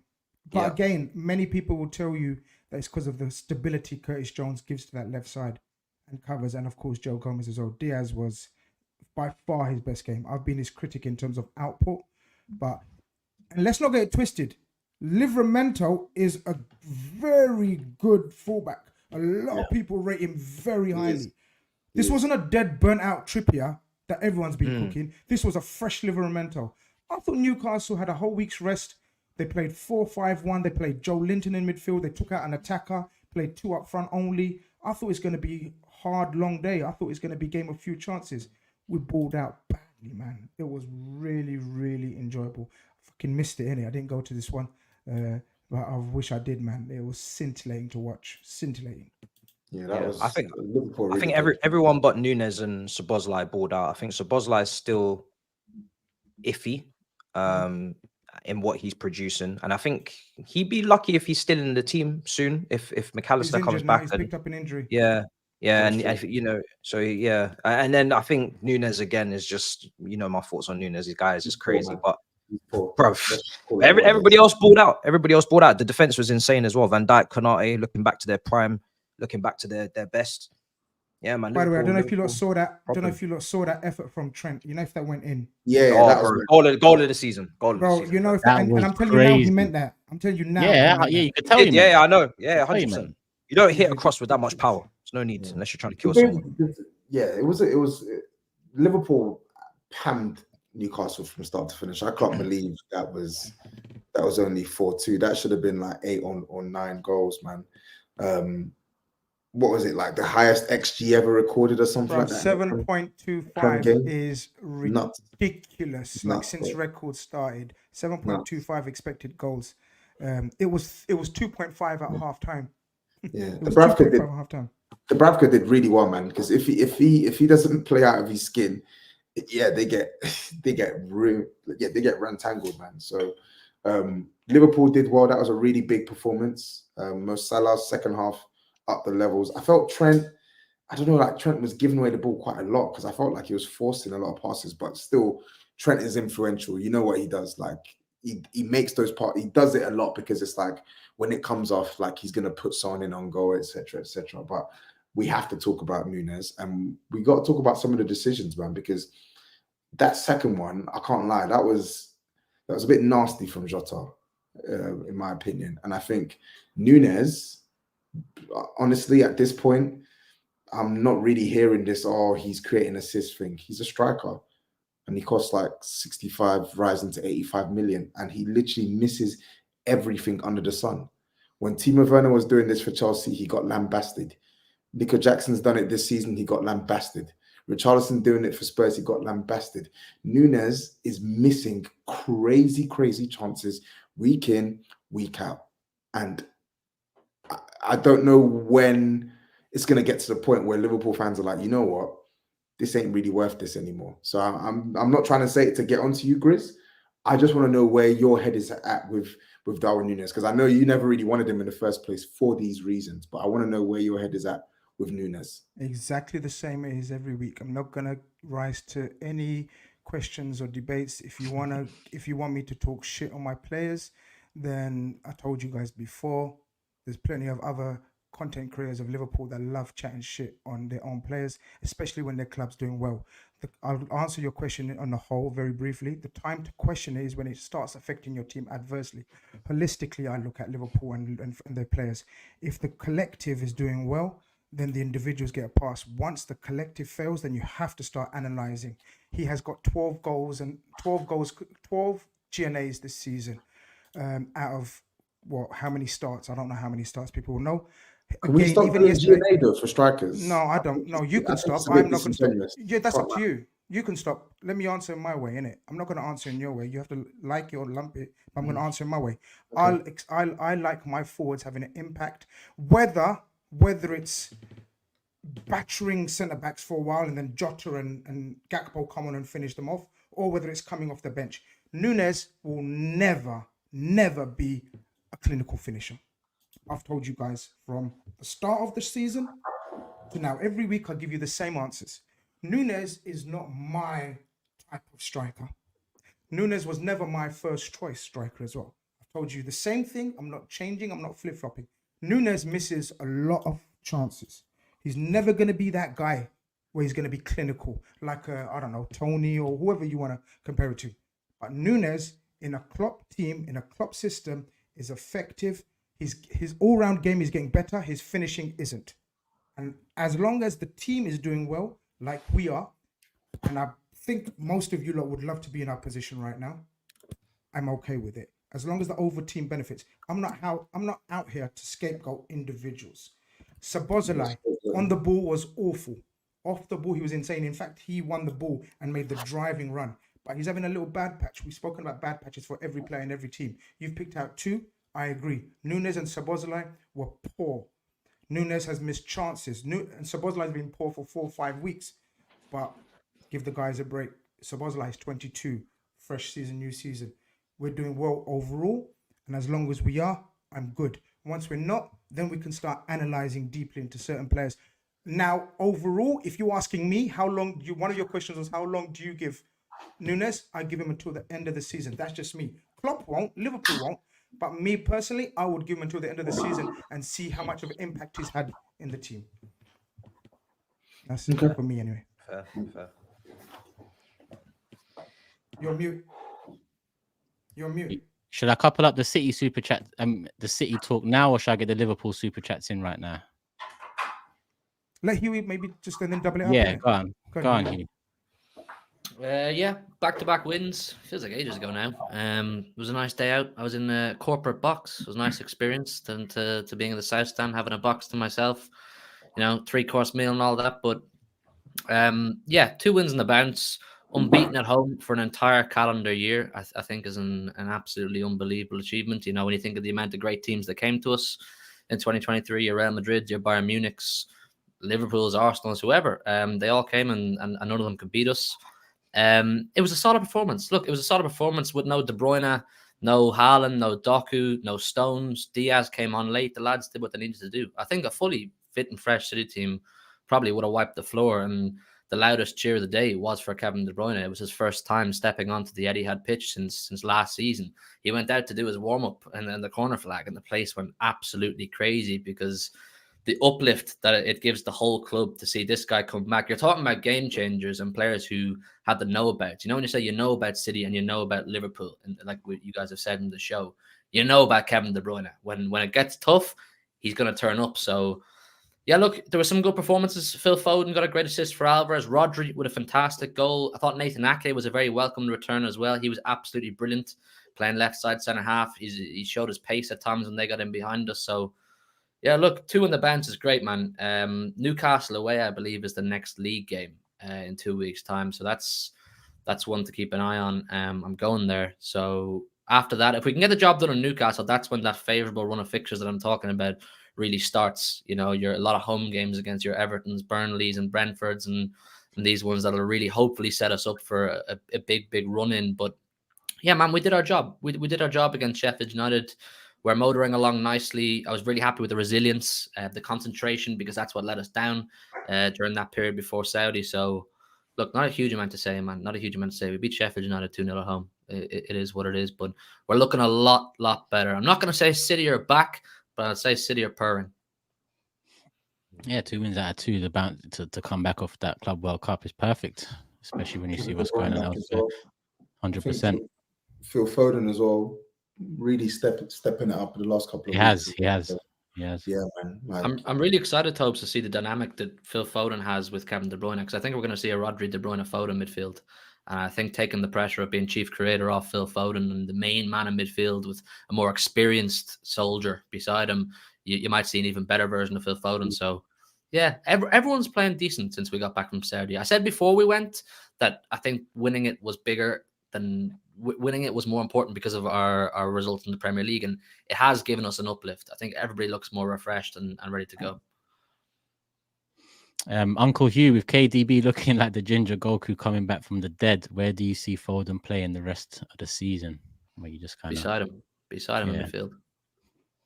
And I think the other 3 I've got here are Liverpool, but I think I've got more actually. I'll scroll up. Anida says the referee VAR been favouring Liverpool ever since the Spurs game. Ian Wright and Shearer criticised Jota. These are the professionals who know a dive. And I saw GRIZZ reminded us of one of Shearer's along the way too. Go check GRIZZ's Twitter for that. AK says Liverpool 2.0 looking scary. Not the finished article, but a team that's already hard to beat. Excited for what's to come. Shout out Diaz, what a performance. Yeah, that was actually something I said. I was surprised he came off, but definitely his best performance in a little while. Man, they said Liverpool fans need to apologise to Klopp and the owners for losing belief with all that credit in the bank. By the way, Stones would be lucky to be 4th choice at Liverpool.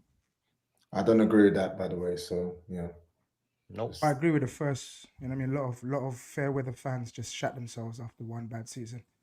Certain mans were saying we're going to be back. Stefan says the Liverpool fans, by the way, none of you lot. What you lot got faces on for? Cheer up. Nunez hate because rivals are worried about what he could be. His goals assist is still every 96 minutes. That's with stinky finishing. His attributes and ceiling is insane. They said the same thing about Werner. Literally. Nah, you see, a lot of people have been saying that, but it's a whole different ballgame. Werner was playing like this. Werner's 26, 28 now. Yeah, Nunez but when Werner joined, he was like 23, wasn't he? He was 24. 23, 24. 25. If Nunez is like this when he's 24, then yeah. How old is Nunez? How old is he? 22. 23, isn't it? I'm going to go. I have to check. Every time GRIZZ gives me ages, I have to check them because... We'll go in the middle. 24 years old, for goodness sake. He's 24 years old. Bomba Clark. Turning 25. Turning 25 in June. Okay. Turning 25. Wow. Turning 24. As I said before, community man likes to 6 months ago, he was 23. Crazy, bro. Crazy. Wow. I said he was 22. I knew that brother wasn't 22, bro. Matisse, do you remember if you think yeah, I do, bro. If you're really football people and you're seeing the funny thing is, right? Nunez, and you're comparing the two. No, because long day for you the funny thing is, right? Of course you can compare the two. Why can't you compare the two? If Timo Werner was meant to join Liverpool, Klopp wanted him, and Werner was twerking for Liverpool, right? And then it didn't get done. I don't know why. Maybe finances. Nunez is a bulky version of Werner. Let's just be honest. He's a physical version. Technically, a ludicrous example. I don't think it is. No. Let me tell you why. Because let me tell you why it's not. Because Nunez's physical attributes are twice. He's taller. He's stronger. He's quicker. Yeah, physically. No, he's not quicker. No, he's not. I agree with you. But they're the same thing profile-wise. Werner was lightning quick. The only Nunez doesn't hide. Werner hid. Nunez mental strength. When he misses, Werner didn't hide. No. Werner didn't hide. Werner was making the same runs. Werner was making the same runs with the same movement with the same. With the game. His head went down. His head dropped. Let me tell you, because this is my player. His head dropped. Let me tell you. No, his head didn't drop. No, he didn't. No. I just told you. He can't hide on the pitch. There's nowhere to hide, though. He don't ask for the ball. He don't stop making runs. No. Hold on, Tobes. Wait. This is my player. This is my player. He did not hide. Chelsea fans repeatedly praised him for his hard work, for his off the ball movement, for his runs, for not letting his head down and continuing to be confident and continue to get himself in positions. And they lumped his G&A together like you're doing with Nunez to try and propel his statistics up into the stratosphere. The only thing Nunez is on Werner, right, is physical in terms of his aerial presence and his strength.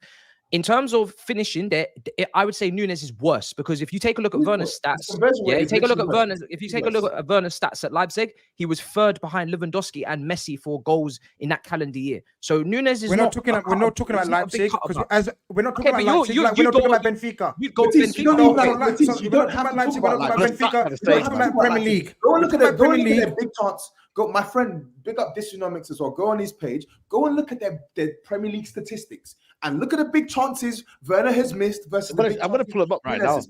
Right? Pull up what you want. Pull up what you want. So when we're saying that Timo Werner and Nunez are stylistically similar, why are you saying it's bullshit? It's not bullshit. Both guys are poor technically. Both guys miss chances under the sun. Both guys are big threats in terms of getting in behind. So when we're saying they're the same stylistically, what do you mean? Oh, they're not the same. Oh, Werner hit. What does that even mean? These times Nunez misses chances under the sun and gets hooked. No coincidence that when he goes off the pitch, Liverpool all of a sudden starts scoring goals. No coincidence. That's rubbish. That's absolute rubbish. Because when he comes off when he comes on, you score goals. It's not facts. We've won games. Why have you been asking for? Why have you been asking? I've just literally told you. Why have you been saying, "Oh, we need a killer. We need our killer." I've literally told you he's got 12 goals and assists. I've literally told you he's got 12 goals and assists. Yeah, but do you think Werner got no GA? Werner got GA as well. I'm asking you. This is his first full season. He's got 12 goals and assists. It's first full season hype, bruv. Come on. It's no hype. What do you mean first full season? When did he sign? He signed last summer. That's when the Haaland comparison started. First full season. What do you mean? What do you mean? He's in second season with pre-season. What's he saying? The private chat. The private chat. I told you, man, about Richarlison. I'm done with Richarlison. I'm very happy. Look, I'm not very happy. I'm happy with the contribution he's making to the overall Liverpool cause right now. Yeah. Let's keep it moving. I don't believe that. No. I want Turkish to bring up the page I've just put up there. Sorry. I didn't Where did you put it? What will it change? What will it change? On the shared screen. Yeah, go bottom there. Let me zoom that in for everyone. What will it change? I can't believe you just lied twice about Nunez. Age and seasons played. Scroll down. See, look, big chances scored, big chances. So divide it, and then you get the conversion rate, right? Keep going. All the stats. Keep going. So 8 out of 23 is a 34.7 conversion rate. Keep going, man. Oh, the big chances missed is 10 divided by 38 is a 26% conversion rate. So Timo Werner has slow down there, buddy. Hold on, go up, Turkish. Let's not go anywhere. Let's not go anywhere. Go up, please. Go up, please. Let's go where it counts. Okay. For what? What do you mean? Hold on. Goals 40. Wait, no, he keeps changing it. Don't let me see the goals. Bro, I'm there, man. Use your eyes, man. I never said. You said the whole. Hold on. Don't change your tone now. You said the whole purpose is scoring goals. Go up, please, Saeed. Stop being a. Yeah. Okay. 14-10. Yeah. Go. Keep going. Which team created more big chances? Hold on. Are you going to be basic? Are you going to be basic? Am I not going to talk now? Watch this part. Chat. Watch this part. Watch him be basic. Watch him be basic. Watch him be basic. To be playing the full. Watch this part. 2 minutes per goal. No. 2 minutes per goal. Yeah. He's got more goals. He's got more goals to minutes. But they want to talk about chances missed, which I've said he misses chances. GRIZZ, right? Only facts I've spent. GRIZZ. You said a striker is all about goals. GRIZZ. The conversation was never, oh my God, Werner scoring way more goals than Nunez. The conversation was These two are similar in terms of profile. They both miss chances. They both are technically poor. You said, no, that's not true. Werner hid X, Y, and Z. I said, nope. If anything, Werner had a better conversion rate. And it's been disproved because he's got more goals and he's got more goals per minute. That's what strikers have judged on. And he's got more assists, much more assists, but none of you don't want to speak about that. He's got you just wrong. SAEED Googled the whole page. No. Grizz. Googled the whole page and it proved me right. Grizz, you know what? Grizz, you know what? Listen, I want 90-minute Grizz to come onto the screen. 90-minute Grizz, not Big Six Grizz. You know what conversion? You know what conversion rate means. Don't try and do minutes. Only conversion rate I know is rupees into pounds. Let me create. Hold on a second. And this is what I'm going to get you. This is where you're finished. You're finished. Let me talk. Saeed. This is where you're finished. You can do what you want, bro. This is where you're finished. You are now going to go from Klopp, the best attacking manager, one of the best attacking managers in the world, where you create a high volume of chances every game, and you're going to compare it to a Tuchel who can't coach attackers. You know that you create more chances than Chelsea. You know that he has got a worse conversion rate. Don't do this minutes per goal bullshit. You are an attacking team. You play on the front foot. You are direct. You create opportunities for Nunez every single game. Don't take this to Tuchel's can't coach and attack Chelsea. Don't do that. You're not dumb. 90-minute Grizz. Welcome to the stage. I don't know why. Don't play the fool with me, bro. I'm awake today, bro. I had more chocolate, bro. Don't play with me. What you're not trying to prove? You know what You know what this is. Okay, you look. It's mad how. It's mad. It's mad how you don't want to drag a conversation about Liverpool and isolate one player when we're 5 points clear. Like I've told you, Nunez is not. I've literally told you in my monologue. He's a key figure in your team. And I've just told you, as long as he has doesn't have a detrimental effect. I look at things holistically. He does have a detrimental effect to your team. He literally does. What do you mean he doesn't? I watch my team. You don't watch my team. How can you say? And he creates much more. He does. Creates much more. Grizz, man, you shouldn't have engaged, man. You should have engaged. That's a lie. I don't. I try not to. But then I'll be called arrogant. And you're allowing these guys to just shit on players. I'll be called arrogant. Don't try to do this week in, week out with me for Jack Grealish last season. I told her just to shush. Our attackers aren't scoring. But you're saying that he's not been detrimental to your attack. That doesn't make sense. You don't make sense, brother. You don't make sense. It doesn't make any sense. You've contradicted yourself. You don't make sense at all, bro. We've established a lot today. Let's go back to the super chats remaining. Apologies for that last one because I've took it off screen and now I don't have it. So apologies for that. But Just Karan says Grizz Pudgy, top of the league, feels good. The real mentality monsters we are. Don't let them divide us, people. Conquer and divide. That's what divide and rule. That's what they're trying to do. Divide and rule. Stay strong, Liverpool community. Stay strong. Don't let bums like these lot down there just. Brother, it's your own community that's cussing it, brother.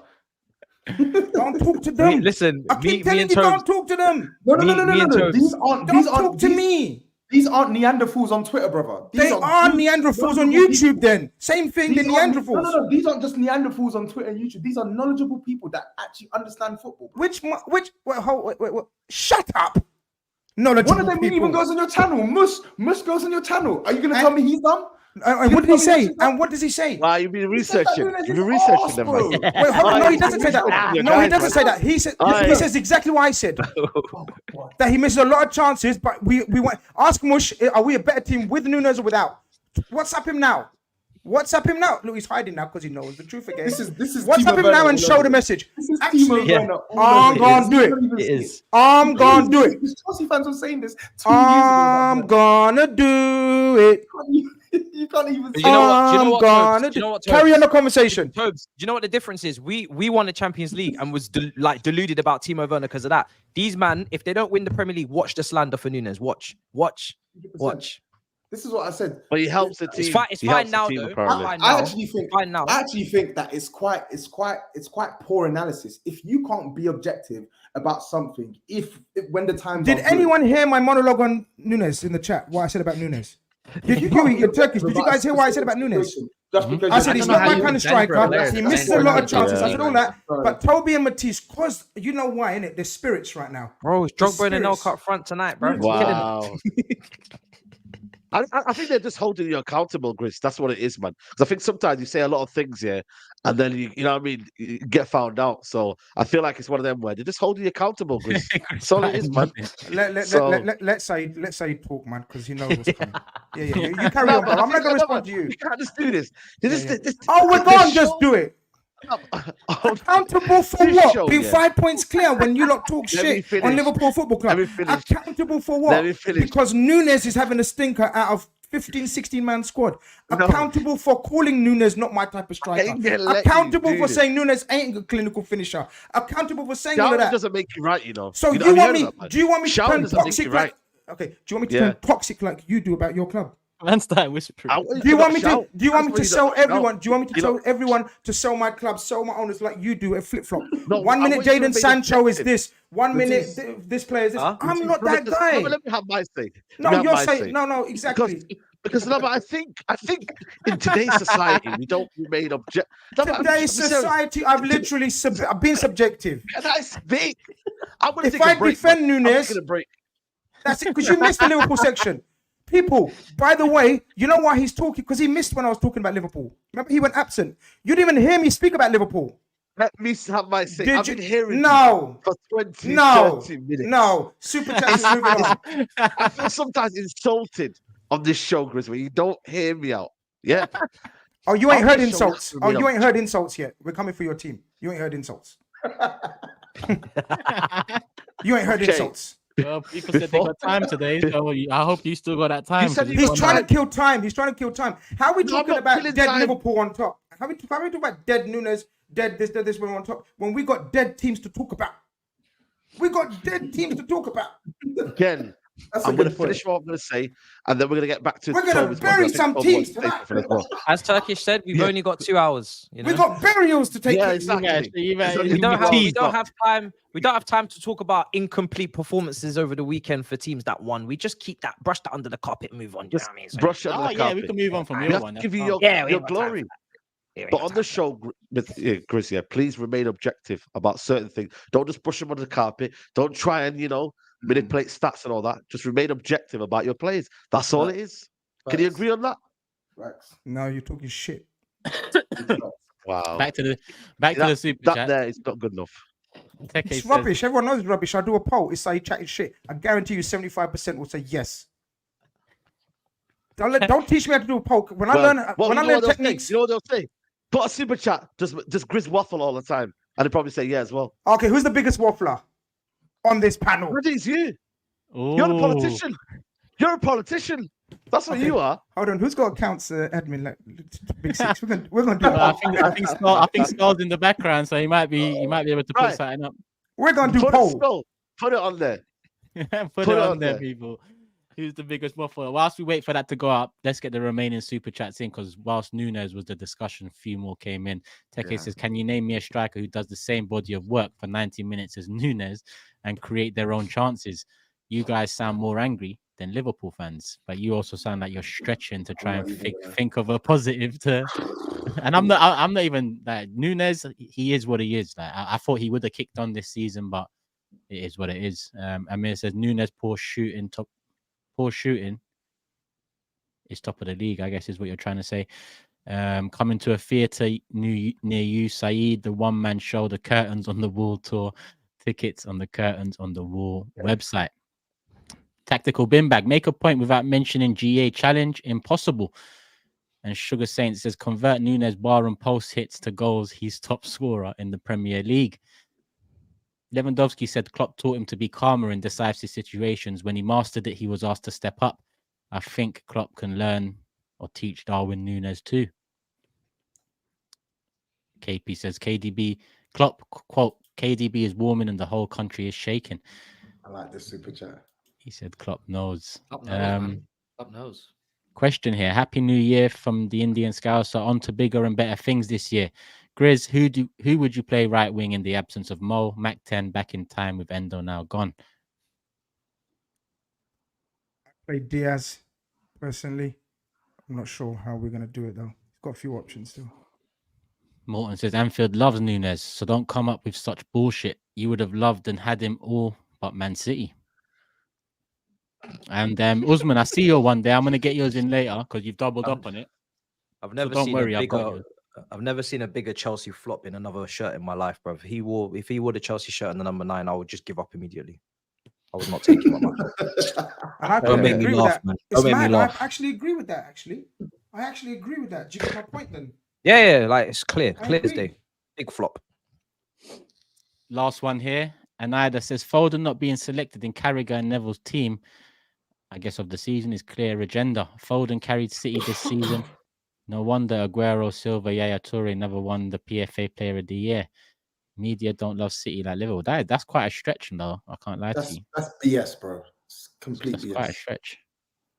BS. Listen, Foden's definitely picked it up without a shadow of a doubt, but to be appalled by that decision is a bit crazy. But we move. And what do we move on to? We've talked about Arsenal, we've talked about City, we've talked about Liverpool.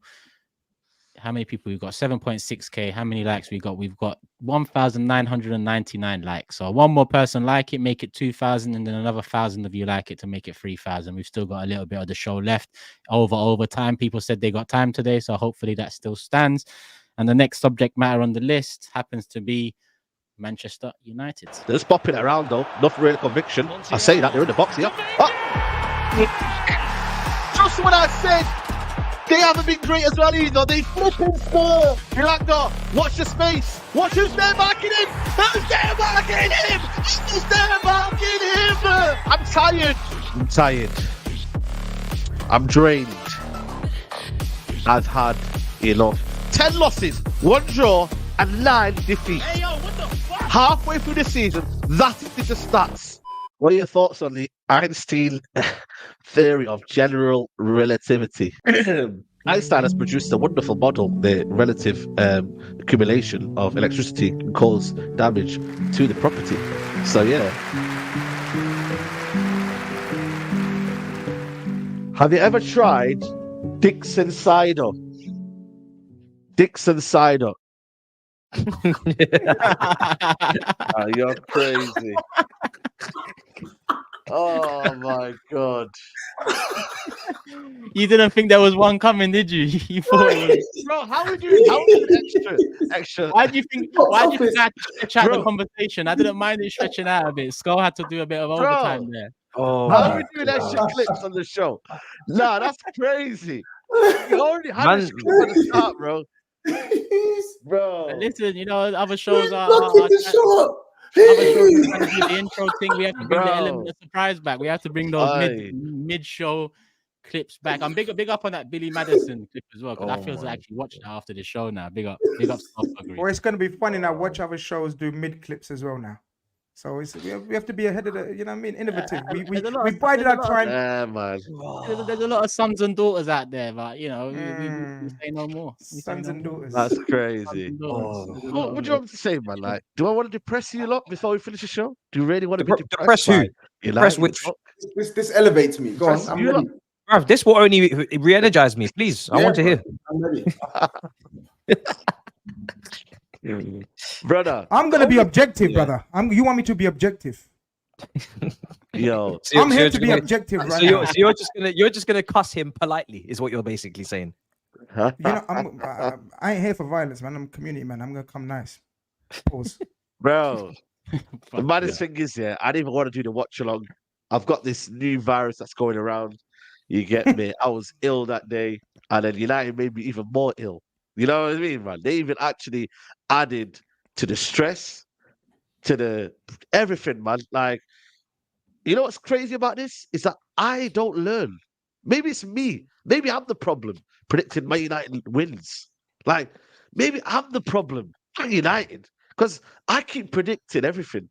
When in reality, the team is there to be seen. They're inconsistent. 9 losses already. And we are shit, man. The manager, I'm telling you guys, you keep saying to me, oh, it's not the manager. It's clearly the manager. Yes, the players are doing their worst as well in terms of what they're doing. But the manager is absolutely ridiculous. Taking off Kobe Mainoo for tactical reasons. I mean, hearing it once was bad enough. But hearing it twice and saying he was not a reason why we lost the game when 2 of the goals came from that area of the pitch where CDM should be. Are you serious? Like, we lack any sort of rhythm in attack. You know, defensively, we've got quite open as well. We have no rhythm. We have no style. And like I said to you, that game was in isolation. Aston Villa, in isolation. Chelsea game, in isolation. When a team sits in a low block, go on then, break us down. We have no ideas. And you know what? That keeper there, Turner, he was an absolute bozo. And you know what? We've got a lucky goal from that, from Rashford. After that, mate, no idea. And Nottingham Forest deserved what they got. They got the win on fair play. He broke another record, by the way. Did you want to know the record? We haven't lost at Nottingham Forest for 29 years, I think. He's broken another record. Listen, David Moyes lost 12 games in the season after we won the league. He is on already 9. He could actually either eclipse that or even go worse. He will. He could actually do it. Was that your worst season since Fergie? That one? I don't think it might. I think it finished 7th. It was. It finished 7th. Yeah. Yeah, I think Mourinho would finish 7th, but I think we won the league. Or did we finish 6th? I'm not quite sure. We won the Europa League anyway. But Broski, yeah, this is a manager that's meant to be one of the highest regarded, up and coming tacticians. You've seen it in the Champions League. I just look at him and I'm like, bro, Moyes, hard job to come after Fergie. Van Gaal, I thought, was probably the best manager in terms of the way he played. Mourinho got himself sacked. Ollie was never a coach. This guy was meant to have the credentials. And this guy, we've literally scored less goals than Luton. You know? It's crazy, man. And this season was meant to elevate. And this is why I said first season is first season. But I said to you guys on the show before, I want to see an improvement in the United team. And we haven't done that. You know, today I was watching Brighton versus West Ham because I'm like, broski, them man are in around us now. I've got to start watching these teams now. You know, this is the reality, man. And Chelsea, we'll get back to them, but they're 3 points behind them. So, hello, Chelsea. Welcome. You know? What do you mean? You want to sit with us now? Because you guys were too cool to sit next to me before a couple of weeks ago. So you guys gonna sit with me now? We're in the mud, man. Raise your hands, man. The thing is, right, is we always put our hand up at lunchtime, say, yeah, listen, there's seats on our table. I know not many people want to sit here. You know what I mean? GRIZZ walks off, you know, TURKISH walks off. HUGH don't even recognize us. We ain't brothers, even though we in the same house, right? Back home.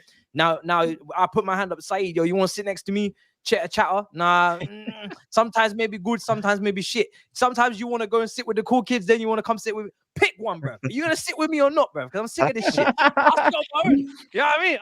I already sacrificed my season. It's still there, that's why. Because you don't want to improve. You just kind of, you know, I don't want. Nah, I was gonna say something bad then, but nah, I can't really say that. But yeah, like, you know what I mean? I want to go cancel there. But nah, you need to elevate then. If you don't elevate, then I can't really, you know what I mean? We can't. You're always just there, innit? So listen. But nah, listen. We're bad. And like I said, I'm ready for the cooking. But I've been cooked by my own team. Like, you guys, what you gonna say? I already know, man. I already know. Man. We're done out here, man. And Tottenham are coming over. I think they're coming in January 14th. Broski, you know what's mad about the Tottenham game, yeah? That's going to be another game where Ten Hag survives. You know why? Because Angie's going to come, play the high line. Exactly. We're going to go in behind you. And we're going to win that game. And then I don't think we're going to win that game. They're going to play a low block, sit under the breaks, and then beat us. It's going to be ready to repeat. I'll be real. Yeah, I don't think we're going to win that game of football, even though I want to win it. Exactly. I don't think we are going to win it. But you lot are just bad, man. I was listening to your post-match, and everything you said is spot on. I don't know who these Man United fans are that are giving you grief when you're calling out Ten Hag. I'm not in the Man United Twitter sphere, right? But I don't know why it's so easy for teams to beat Man United. Like, obviously, there are certain teams which their play style sort of lends a hand to United getting a foothold, like Aston Villa, maybe Spurs in a couple of weeks. But when I was watching that Nottingham Forest game, Nottingham Forest put in maybe like a 5, 6 out of 10 performance, and they won the game of football. Do you know how mad that is? West Ham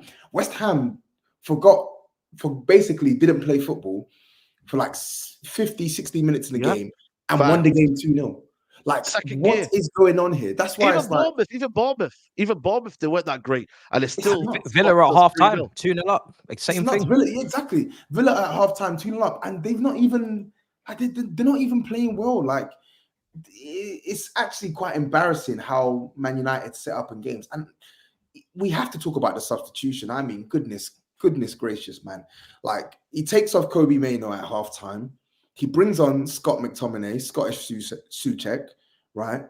You play him in the role that he has proven time and time again that he can't do. He can't play the DM role. I don't know why people still think he can. He can't. He's not good defensively. He doesn't anticipate danger. He's not a good tackler. He's just not a good footballer in any shape or form, apart from crashing the box to score a couple of goals. He brings on McTominay, and both goals, you look at which player is meant to occupy that space. It's your number 6. It's your number 6 that's meant to. Can you tell this guy here? Can you tell this guy here? It's your number 6, bro. He's an absolute disgrace. Sorry, I've been saying it for years. I don't know how this guy's managed to steal a living at Man United. Like, if Man United fans ever had a reason to hate Jose Mourinho, that should be one of the reasons. Like, making him like a permanent fixture for Manchester United Football Club is a disgraceful sin. It deserves lashes. A big man think that deserves lashes. He is that bad. He is like so bad.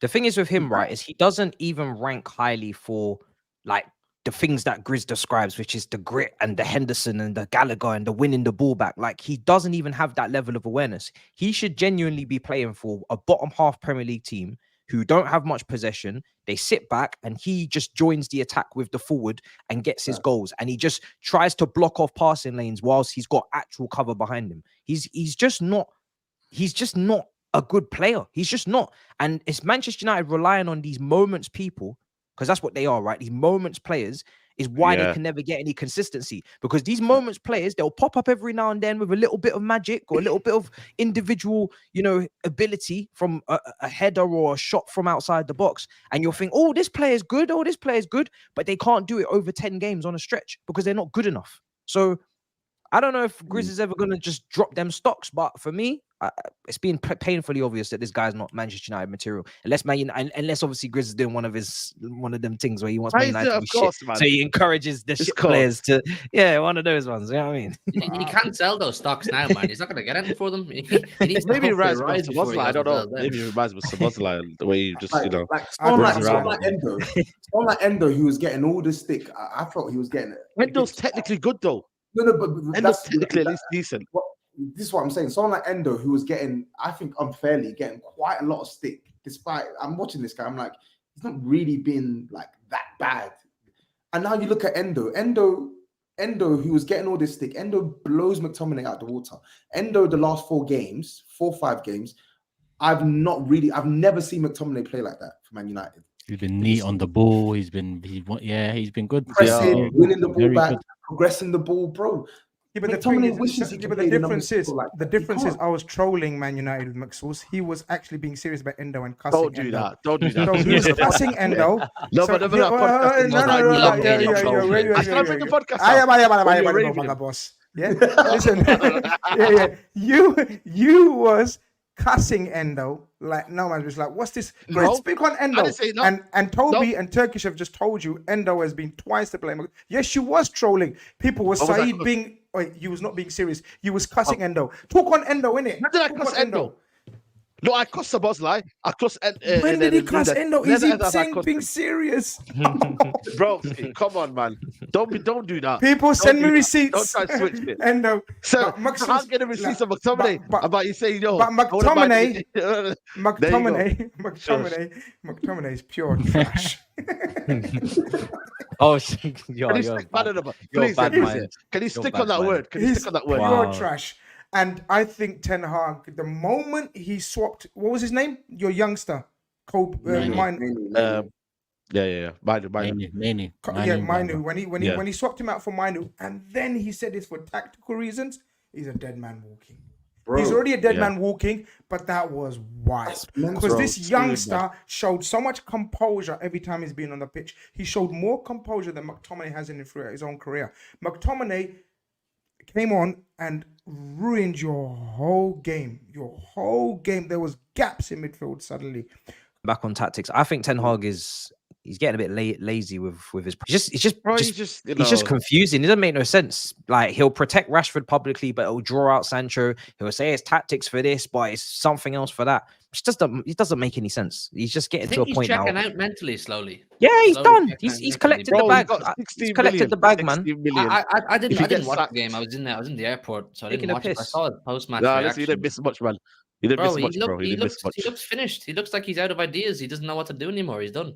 Like, it's actually really crazy, you know, that like we can deep all we want the tactical issues and performances, and you're losing this amount of games, but when you actually deep the regression over the course of the last 12 months, from now to 12 months ago with Manchester United, it really, really is mental. They go from knocking out Barcelona and the Europa League or whatever it was, then they went on and won the Carabao Cup, and you felt like you were testing the waters not that long ago. Do you know what I mean? You had your lab coat on, and now you're talking about breaking records for all the wrong reasons.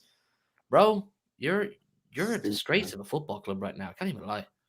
Oh, listen, you don't need to tell me that. Listen, hopefully, like I said, Brailsford, Jim Ratcliffe, these guys are putting up a plan. You know what I'm saying? I was watching the Brailsford podcast, man, on Darius CEO, is it? You know, he looks like a man that's, you know what I mean? He's got his way, should I say, man. So yeah, man, listen, I just hope they got a plan, man, because this guy cannot continue, man. You know, this win-loss percentage ratio is crazy, man.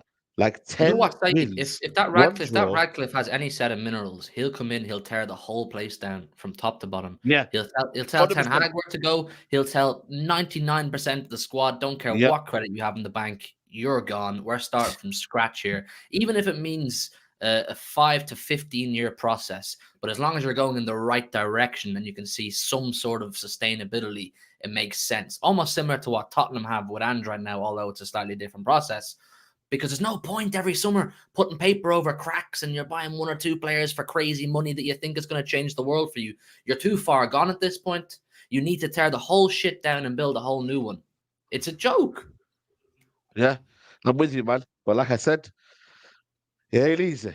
So just strap in again and just find out what happens next at United, man. Because it's just, man. It's not entertaining, man. That's all it is. Not entertaining. I'm here for it. I love it. Let's look at let's look at Not the entertaining for you, it's entertaining for us, brother. True. Adams, big United fan. Hope you're good and had a good new year. And family's all well. Adams, Ten Hag recall case incoming. Lock him up and free Thugger. At least Thugger is great at his graft. But this Ten Hag is a liar, a fraud, a swindler, and a catfish. Truly humble under God, Adams. Truly humble under God. Yeah? Truly humble under God. Man said trade in Ten Hag for Thugger. It's all mad. Malik says, when my brother asked why I always hate on United, no, my brother always asked why I always hate on United, but when he saw SAEED and Rent's post-match meltdown, he understood. I don't know if you can call it meltdown anymore, because I think United are in meltdown. Yeah, it's just, Get used to it. There's an emergency stream on SAEED's channel every 2 days, bro. Every 2 days. You can't call them emergencies when it's just standard procedure. It's just part of the weekly schedule. Can you call them standard? I'm going to change the name. The South of the name. The South of the weekly schedule. It's part of the itinerary for the week. You can't call it emergency. Call it fire station. Call it or something like that, man. Because it's the same. It's the same emergency. It's the same thing every 2 days. Yeah. I'm gonna call it. Yeah. Debrief or whatever. Call it business as usual. Man. Call it business as usual. That's what BAU. Yeah. Call it BAU. Open all hours. Open all hours. Open all hours. That's what we're gonna call it. That's what we're gonna call it now. Perry says SAEED, Anthony, Sancho, Martial, Højlund, Garnacho had 29 goals in 2023. Salah had 30. Hold that. Big up, GRIZZ. That is mental. Disgraceful, man. Natty says, GRIZZ always criticizes SAEED for being so angry about United, but I'm very interested to see how he conducted himself in that long 30-year wait. Bridesmaid needs to humble himself. Nunez is dead. Thanks for taking interest in my life. Shane said, just got in the chat and I saw the Nunez talk. That one hurt. Suarez had the same conversion rate in the Premier League for his first 18 months with more shots and 1,000 more minutes. Not saying he'll be Louis, but we will be patient. Listen, Blasphemy. Oh my days. Tob started packing up his wires and shit. He said, Bro, that's it. I'm about to shut my laptop. Yo, bye bye. I'm about to shut this laptop, bro. You know what? Yeah, there you go. I can't do this anymore. We ain't got long left. We ain't got long left. Love for the super chat, Shane. You've caused a melee. Steven says Ten Hag said he was managing Mainu's fitness. What's the point of making stuff up? Saeed, watch the presses and stop waffling. Well, that's if you believe every single thing. But the thing is, it's how gullible you are, man. You're gullible, bro. That's what it is, man. Because this guy's waffled so many times in press conference. If you listen to this guy's press conferences, yeah, then that's on you, bro. So it's not me waffling, it's the manager. Couple here saying the same thing. KP saying you can't take your opinion serious, where he includes mine as well, because I said the same thing. And Full Thunder said, what is he waffling about? Both mentioning the Stones Saliba debate. But it is what it is. Listen, I'm gonna miss out on a few super chats. I've still got 15 left, but I'm gonna get in a couple more. Yeah, but if you're gonna, but they need to be told, if you're gonna send in super chats, having a personal dig at someone's, no, Toby, I'm serious. I'm backing you here, bro. Like, if you're gonna send super chats, Yo, what was that? I know. If you're gonna send in super chats, having an attack on someone's appearance, like calling him bull, do that? or whatever, you're idiots in it. We're not gonna read out your super chat, and we're gonna cuss you. So who's the loser? Like, send a super chat, argue his opinion, but don't talk about his personal appearance or someone's or whatever. You're being stupid. Like, it's on the Mac. It's on the Mac, Huey. You can't do it on the normal PC. It's on the Mac. Usman, big up Usman, man. Hope you're good. He says, Happy New Year to the best How you doing? football show Why isn't it working for me? on the planet. Hope this year brings many blessings for all of you. Great to see the growth. Like goals are going to be 5K soon. 5K? You mean 5 mil, 500K? I don't know. I don't know what you mean, but big up Usman. Why the fuck's it not happening for us? Why isn't it happening for me, bro? Why can't I get that? Do you have a I want MacBook? that shit. Yeah, I got a MacBook Air, yeah. Told you. It's a MacBook thing. Bro, I got Yeah, a I got a Mackie right MacBook, here, man. bro. What's going Yeah, on? man. What you mean? You haven't have you updated it to the latest whatever the Okay. latest thing is? Nah, allow it in it. My Siri might start talking. Sonoma. Update it to No. Sonoma. And you'll get that. To be Grizz honest, is on Windows 98. Grizz is on Windows 98. floppy disks. He puts the floppy disk in there. Floppy disk. Oh my days. Oh my days. Oh, Wow. that's crazy, you know. OG Floppy stuff. disks. OG stuff. No, you know, man. boy. So No, is you Old know. Trafford, man. Shut your mouth, man. Grizz Padgy again. Come to New Jersey. We got Punjabi style chicken wings. All of you are welcome. Oh, that sounds like a bit of me, man. Oh, yeah. New Jersey, We weren't people, far from New Jersey possibly. then. We wasn't far, no. Okay. Sounds like a bit of me. We wasn't far. Okay. What planned that? And I'm gonna leave this one, I guess, to the one and only Saeed. You can read this one out. This one's from Judy.